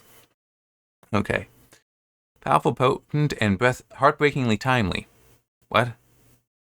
A rallying cry. I mean, it's like, breathtakingly timely. Oh, crap. Does this make it political? I don't read politics in my books. Like, I mean, politics in books, where it's like, well, yeah, there's politics within the book. That's one thing. But when it's like, oh, I'm writing this book to satisfy a political desire, it's like, oh, shit, I don't care. Filled with hope and felt like a hug from my best friend. I want to give this book to every person I know. I'm. You know what? I wish I knew people that would actually read. I wish I had friends that would read. Because I would be tempted to. It's like, hey, can you read this? And like, give me a thing to like put on the cover. They're like, yeah, sure, I can do that. Okay, but here's the thing. Give me this promise. What? Be honest, and even better, go ahead and say it's shit. All right, I will still put that there. I will still put it if you say, you know what? I thought it was boring. Well, no, not boring. I wouldn't like if it was boring. But we were like, you know what? It's pretentious. It's like, you know what? Cool, I'll put that on there. Because if nothing else, there will be people that they read that would be like, wait, they actually put on here, they think it's pretentious? I got to look at this now. Who would do that? It's just like, no one does that. A witty, spectacular, and timely tale of modern-day witches waging a war on the... Oh, fuck. On the patriarchy. McFadden, favorite Kirsten Miller, author of The Change and Lula's Little Library of Banned Books. They're placed on Earth where nature's powers gather. I want to point out that I know this is a me thing, my style thing, but technically in this context, nature should be capitalized. Those way there become bequeathed with strange gifts. Few have powers so dark that they fear to use them. Such a place is Wild Hill, okay, on the top of Long Island.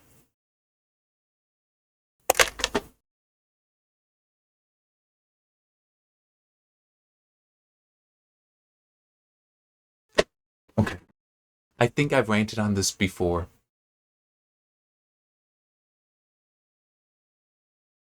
I think I've ran down this before, and it's just Metropolis. This is going to seem like one hell of an aside. It's not. Metropolis is Cleveland. Okay? It legitimately, when that was Simon Schuster, wasn't it? Crap, now I don't remember the dudes who came up with Superman. Forgive me, it's getting late. But Metropolis is based on Cleveland. The Daily Planet is the plain dealer. Okay? That is fact. It pisses me off that, for whatever reason, DC decided, you know what? Metropolises can be any city except Cleveland. There's like, no, it's a sister city to Gotham. It's like, yeah, sure, that's fine. So we're going to put it next door. It's like, what the hell are you talking about? You don't need to do that. You can have sister cities that aren't next to each other.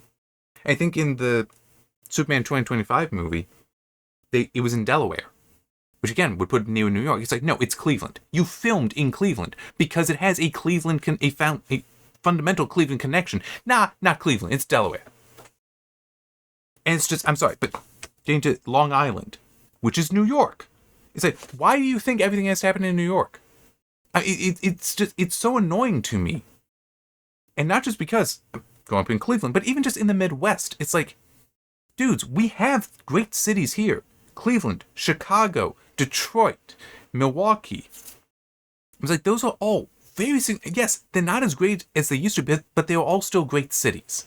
And that's just keeping to the Great Lakes. And there's even more than that.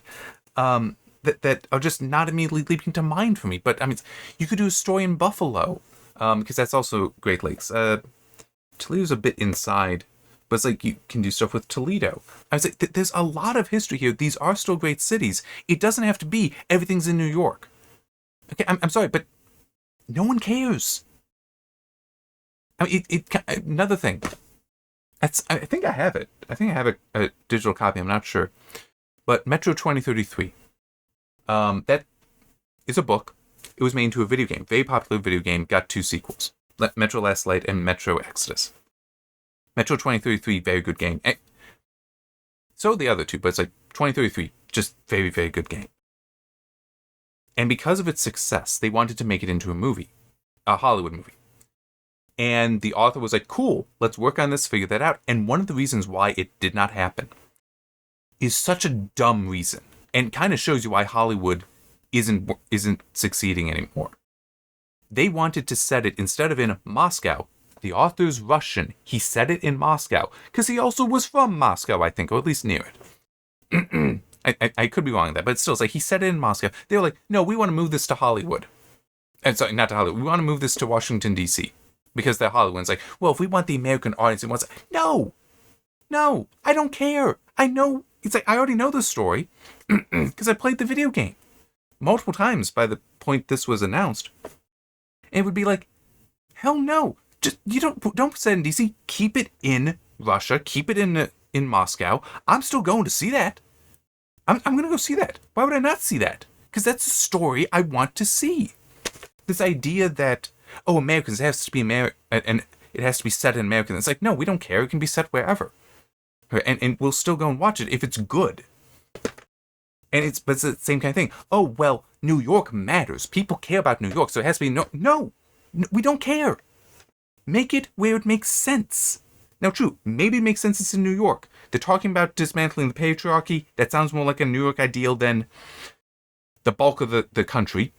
But it's just fine. I get fine. But it's still, I see that. And it's also, why does it even matter? Why would it even matter that it's in Long Island? It could be anywhere else. It's checking boxes to satisfy the current forced concepts for what should be done now. Because I'm it's like what I just said. New York may care about stories like this. New York City may care about stories like this. The majority of the country, I don't think does.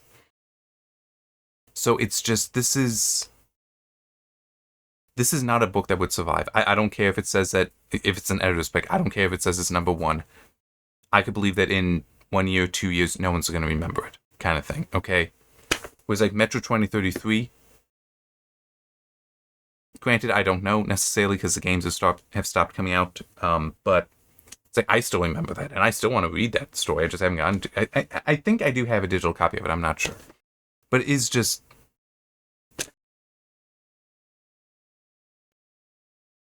timeless stories are timeless. This is not a timeless story. It even says this is a timely story, which means once the time changes, this loses all relevance.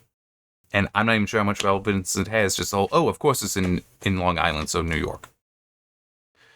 For centuries, the ghost of a witch murdered by colonists claimed the Hang on. The ghost of a witch murdered by colonists. You know, witches, they're technically bad people. Like, they curse people. They're in league with the devil. Are you sure it was murder and not a, hey, we found you guilty of crimes, we've executed you?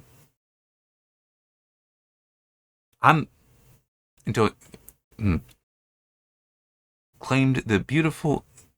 Okay, so the ghost claimed the beautiful and fertile Wild Hill till a young Scottish woman with strange gifts arrived. Sadie Duncan was allowed to stay. Okay. I'm sorry, it's just there's kind of the issue that the ghost could still claim it. That doesn't mean people couldn't stay there. It's just the ghost is tormenting them. 5 generations of Sadie's descendants called Wildhood home. Who's her husband? And the other husband, children, well, in-laws that would be coming. The son-in-law, daughter-in-law coming in. Where are they coming in? Each generation more powerful than... You were saying something earlier about it's those who were just raised here. So no, it's a family line now that you're telling me. Okay, so that's different. In the aftermath of a terrible tragedy, the last of the Duncans, once proselytized to be the most powerful of their kind, abandoned their ancestral home. Okay, I'm sorry, I just want to point out, Sadie, young girl, strange girl arrived, Sadie Duncan. Why would, through multiple descendants, the children still have her name? Because... Sorry, but traditionally, it is the man's name that's carried down, not the girl's. And you're assuming, basically, you need her to have a son who'd keep her name, and then a unbroken line of sons going down to this point for that to follow. Yeah, or just a lot of kids out of wedlock, and so taking just the mother's name. But is that what you want going on here? Because again, if you're talking about in this potentially multiple generations, so in theory going back in time, potentially like Salem witch trial era, that's not very likely to work well.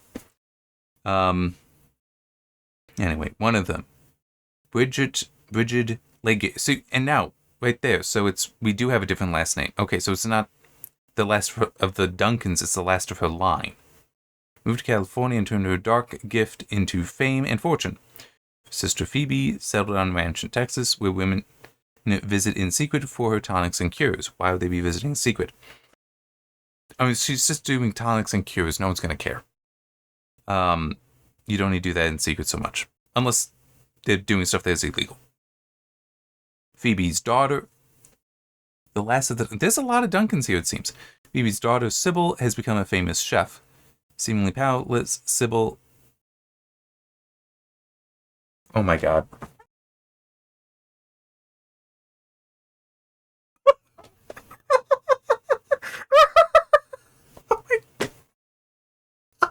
I hope you're seeing this. S-Y-B-I-L when she's first introduced, and S-I-B-Y-L here and here. They can't even get the damn name right.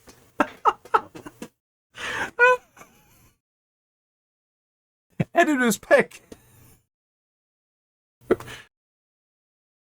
Seemingly powerless. Has never been told the doctor. Why would you not tell her? It's like, hey, your aunt is using magic to get fame and fortune in California. I'm just going to assume Hollywood, LA, because obviously only New York and LA matter, so that's where it's going to be. And beyond any doubt, I'm saying, settled on a ranch in Texas. No. In Austin. Let's be real, okay? It's Austin, or just outside of Austin. This isn't anywhere else. And she's using magical tonics and making up magic tonics and cures. Why are you not telling her about the bloodline? Now these 3 have been brought to Wild Hill to discover the why? have been brought there. By who? For what purpose? Why? This does matter here. This is a very, beside even the typo, this is very poorly structured as a blurb, because, like, why are they there? What has drawn them? Well, no, it's not drawn them back. Brought them back. So that could be they were drawn back, or no, some, like, malevolent demon was like, hey, dudes, or sorry, dudettes, you're supposed to be worshiping me. You're supposed to be, like, doing dances and nude in the forest for me. Why aren't you doing that? Come back here. I was like, why don't you give that? The old one, furious at the path mankind has taken, has chosen 3 powerful witches to turn the tide. I mean, like, maybe that's it, but it's like, furious at the path mankind, then pick 3 others. Why do you need it to be them? They left. They don't want to do this. The Duncans will fulfill their destinies, but only if they can set aside their grievances and come together as a family. What grievance? None of this means anything.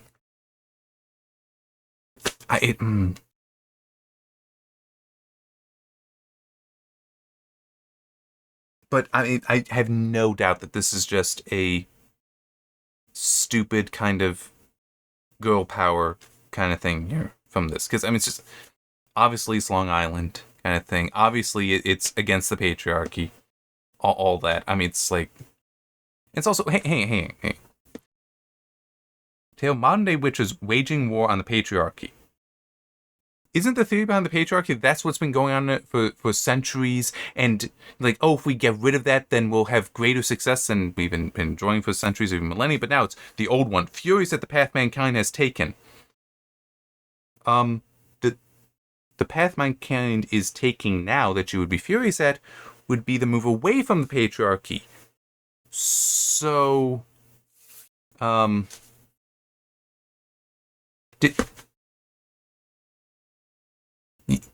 this and that contradict each other.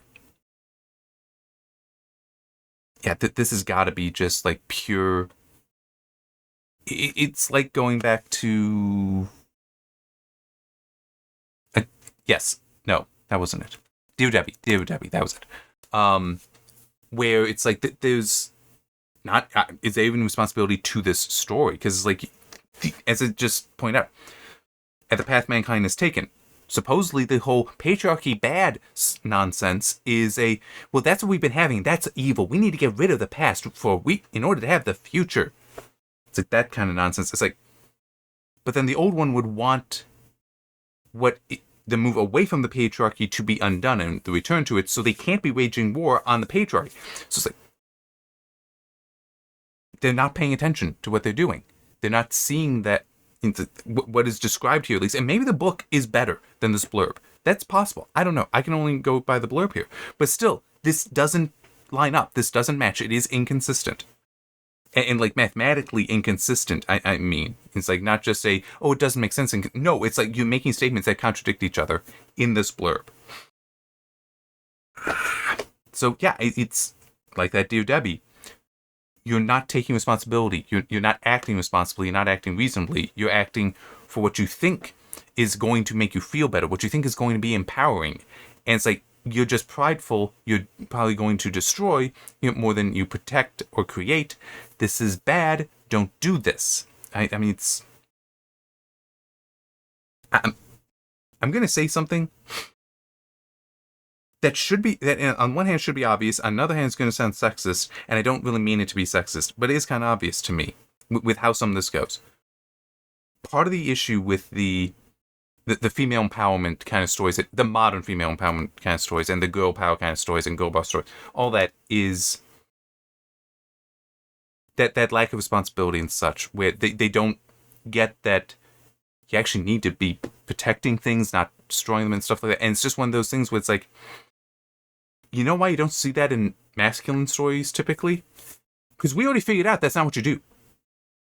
I mean, it's almost like you're having people writing these stories that they're just satisfying this base id type desire for just self-satisfaction. But the problem with the id is that, yes, while it does satisfy that self-satisfaction, while it does, I can't really think of a better way to put it than that, even though it is kind of silly, satisfying your self-satisfaction. But by doing that, they're not good stories. Because it's one of those, somebody like me might look at that, depending, based on this blurb, it's like, okay, what you're potentially telling me here is you're actually the bad people. And I'm also partly sensitive to that, because I do deal with a character who is strongly motivated by his id. That's all it is, really, for him, in The Children of Many Gifts. And he's evil. He's the most evil, well, he is, for certain, the most evil character in the story. There is one other character that might be more evil. I don't know. I'm uncertain on that, because I never wrote enough for that character. He kind of died too soon for it. I mean, he's something. He's kind of in the background, and then he dies, so we don't really know. But in theory, he could actually be more evil. But in any case, it still is a. This is not giving me vibes of anything heroic, of anything touching on self-sacrifice. It just, yeah. No. I will grant that in The Women of Wild Hill, when I saw it, it's like, okay, yeah, this is probably not going to be that good. That's probably going to trigger me in the way it has, but it's still, I wasn't necessarily, I was not expecting the typo, I was not expecting the furious at the path that mankind has taken, which would be away from the patriarchies, so they should not be waging war on patriarchy, they should be waging war to return to it. Wasn't expecting that level of contradiction here, but what I got. Ah, god damn, I hope this is good. Okay, I came back for you. It looks like, I think it looks like a woman drowning. I'll be honest. Or at least a human drowning. I'm assuming a woman, because it looks like this could be long black hair coming down with it. That doesn't help. Face there, shoulder, leaves, which kind of suggests that this fell into the water. But this is my hope. It is a romance story of somebody coming back to save somebody's life. Like, somebody who was suicidal, potentially, or whatever, and is coming back to save their life and trying to have some value out of that. Not necessarily I saved your life, so we should be in a relationship. Not necessarily like that. But in I came back. I care about you. At least acknowledge that. It could just be that, and that would be fine, because that you can still build from into a relationship, versus just, because it's kind of more toxic and abusive. It's just, well, I saved your life, so you owe me. It's like, not really. Thanks, but we can move on. So yeah, let's read this. Mother begins to challenge everything she's been told about her daughter's murder in a shocking novel of suspense by a New York Times bestselling author. Okay, so instead, that image could be the daughter is being drowned in a murder, as murder, and I got no idea on how I Came Back for You necessarily works here, but anyway. 10 years after Melanie was murdered, Bree Winter is finally moving on with a new love, What? I'm sorry, it was the daughter that was murdered, not necessarily the husband? A new home and a new beginning. Then deathbed confession from the convicted killer throws Bree's life into a tailspin all over again. Valley confesses to murdering 4 girls, but not Melanie. Okay. At first, Bree and her ex-husband don't buy a word of it. It's like a new love. They kind of implied divorced or widow, which, that's fine, but put that up earlier. It's like, in the whole building things, you describe how 10 years after her daughter's death, with her marriage destroyed, the strain of that has destroyed her marriage. She lost the home. It's like, give me that. Give me how her life was ruined by this. Give me that at the start, right? Put it there at the start. She's finally getting through. It's been 10 years. Life is looking good again for her because, you know what? She's got that new love. Maybe husband, maybe boyfriend, whatever. New home, new beginning. And then you get this news and it's like, what? You mean I don't have closure? It's like, that's how you build it. Because that's building up. Instead of, it's a new love and it's like, wait, it was the daughter that died, not the husband. So what? I'm having to make an assumption that, yes, gets confirmed later. But by having, it's making me stop and think, what is it? I don't want to have to do that. Not that, certainly not in the first sentence of the blurb. It's like, and if I don't count this, which is kind of just a praise, but actually, like, the blurb trying to describe the story, it's like, don't interrupt my reading it and trying to absorb it by making me have to start piecing together what it is you're talking about, okay? At first, Bree and the ex-husband don't buy a word of it until inconsistencies about the crime emerge. Like, what? I'm sorry, if the dude was tried and convicted, the inconsistencies, you should have been aware of them back then. I mean, it's like, you need more than deathbed confession there. What's the actual evidence? So does the dreadful feeling that the monster who shattered Bree's family isn't lying. Yeah. At first, Bree and her ex-husband don't buy a word of it until inconsistencies about the crime emerge. So does the dreadful feeling that the monster who shattered Bree's family isn't lying. Okay. I need to reread that because I feel like that shouldn't even be a new sentence. So does because if you would just read that alone, so does the dreadful feeling that the monster who shattered Bree's family isn't lying. What is the feeling doing? That's in the prior sentence. I feel like combine those together would be better. But that's also, I'm reading this broken up, so I know that that's not helping. The only way she can get to the truth is to power through the trauma and return to the town in upstate. Again, we got New York. At least it's upstate New York, not just New York City, where Melanie's life came to a brutal end. I'm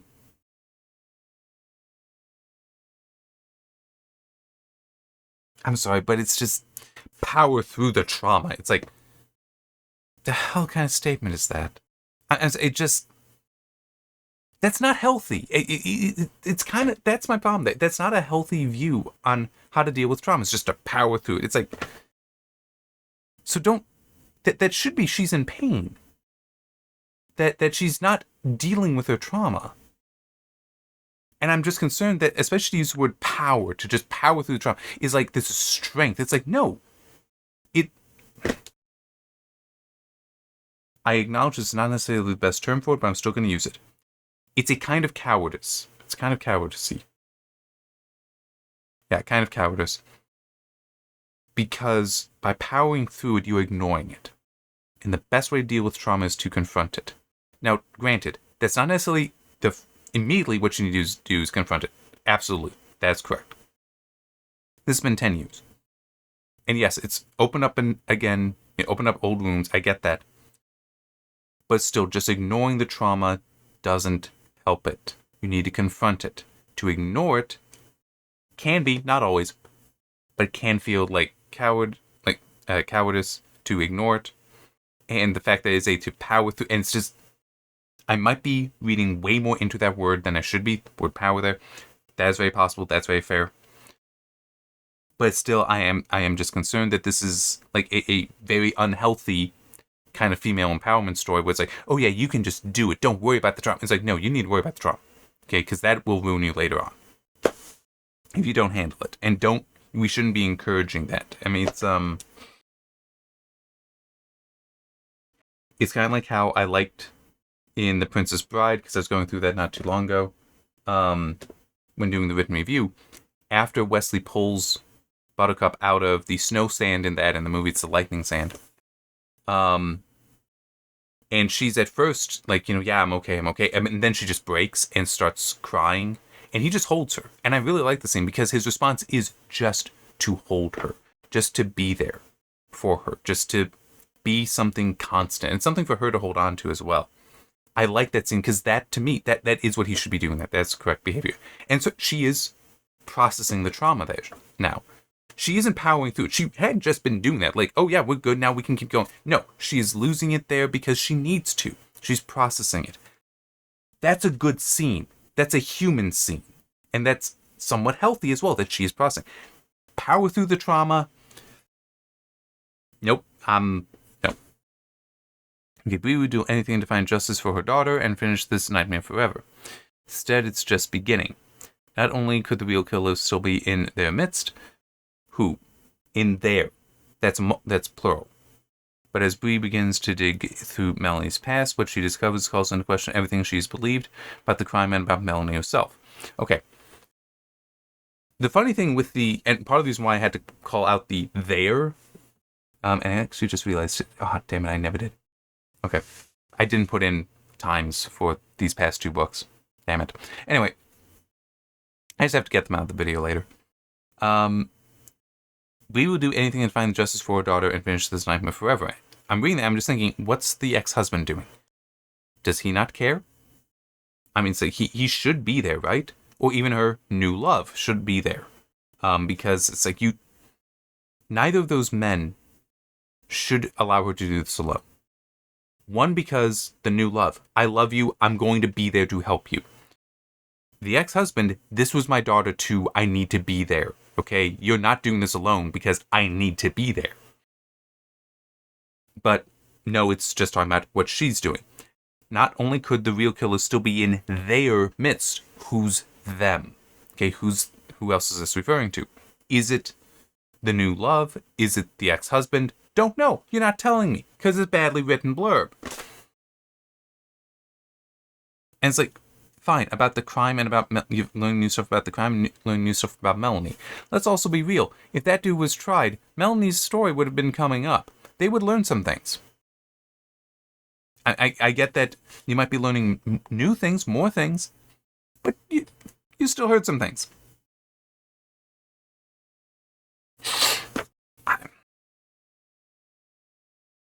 But one final point. I'm assuming that this means Melanie was drowned. I came back for you. What the hell does that have to do with this story? This title means nothing to me, having read this blurb. I have zero connection to it at all. I don't know what that is. But, Dear Debbie, reading that blurb there, yep, I knew what was coming from that. King Sorrow, the cover, not so much the title, but the cover, worked perfectly. This, I guess Melanie was drowned. Maybe not, though. Don't know. I'm just looking over the others. A Killing Cold. I mean, that really just said if there's a murder mystery in the winter. No, not really more than that. The Hobbit, though, I mean, that, yes, it's talking about, it's a story about the Hobbit, about this one specific Hobbit. Means of the day, Talisman.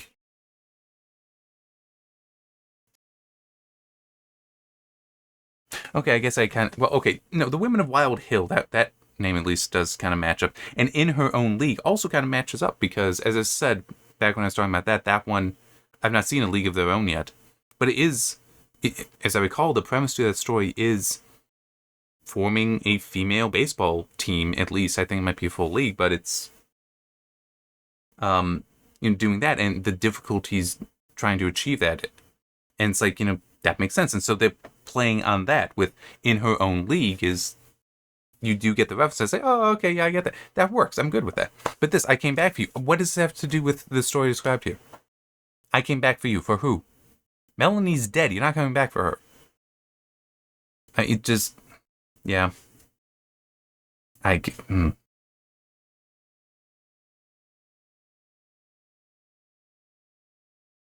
doesn't connect with me at all. And even here, let me. This doesn't connect with me at all either. But you know what? And it's got inconsistencies as well. But technically, this all makes sense. I have no interest in reading it at all, but it still is. It's like the Women of Wild Hill. What's the story about? Well, it's about these 3 women who are who had lived there, presumably, but are descendants at least of people that live there, and they have magical powers. They're witches. Somehow they're good witches. It's like don't ask what their mission is. It doesn't. It's inconsistent in here, and also one of them doesn't know how to spell her own name. But it's still this kind of all goes together. But this, no idea. This stuff again. That paragraph is worrying. Makes me think it's not going to be that it's not going to be that interesting. That there's not going to be much challenge or attention to getting to the triumph of their relationship. But it's still. It's like the image, the title. It works with what I'm being told here. This, I got nothing. I got nothing. So,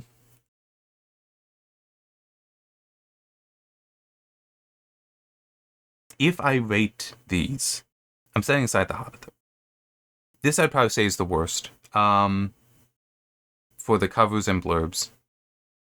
Just because I don't know how any of it connects. The next worst would be the Talisman, because it's a crystal ball there. That's not, to me, a talisman. A talisman is like, something you would be holding, like, potentially the pin here. I got another pin there. It's like there are other things that seem more talisman than that. So, then probably King Sorrow. That would be the. Oh wait, no. The Remains of the Day. That one I got no idea what's going on there. King Sorrow, I was like, the cover was actually pretty damn good there. It's just the title is like, what does this have to do that? But the title, the cover behind the title, that was perfect for what was being described there. So, I mean, it's just, but this, nope. All right. 2 hours. I wanted this to be short. I had other things I wanted to do tonight, but, well, this is just how it goes sometimes. And you know what? That's fine. I do these things because they're fun, they're enjoyable. It exposes me to new stories that hopefully I'll like alchemized. And you know what? Maybe I will put King Sorrow under a wish list so I remember it. I think it was on sale right now, wasn't it? I'm not buying it right now. I don't feel like doing that. Yeah, it is on sale right now. But so I don't forget it, I'll put it on a wish list. But it is I'm my interest is not enough, even at $2 to spend money. I got so many other books to read first. I'm sorry. It's just it's too low up. It would be too low a priority, too far down in the stack to even spend $2 on it now. Because let me put it like this: I can see myself getting to alchemized within a year. I wouldn't prioritize King Sorrow. Like that would maybe in 2 years, but I'd be slotting other books in front. So it's not worth to me spending any money on it, even at $2. At the moment. But hey, if it sounds good to you, please do get it. I mean, it didn't connect with me enough to do that now. But I didn't see anything with it that made me think, oh no, it's not going to be good at all. It's like, no, it has potential. But oh boy. So I guess I will be seeing you for the next one of these in a month for April's cover impressions. Before then, yeah, the thing I was hoping to also work on today is the last of the backlog written reviews.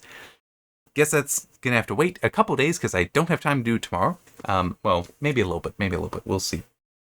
But once I have that done, then I can start doing the signed reading videos again. So hopefully, by the time the next cover impressions comes out, we'll also have signed reading videos going, and maybe something more. I'll probably try, but I don't want to mention it until that another thing for the channel. We'll see. We'll see how that goes. It's just I don't need more things taking up my time, but of course I have an idea, so let's try to do it anyway.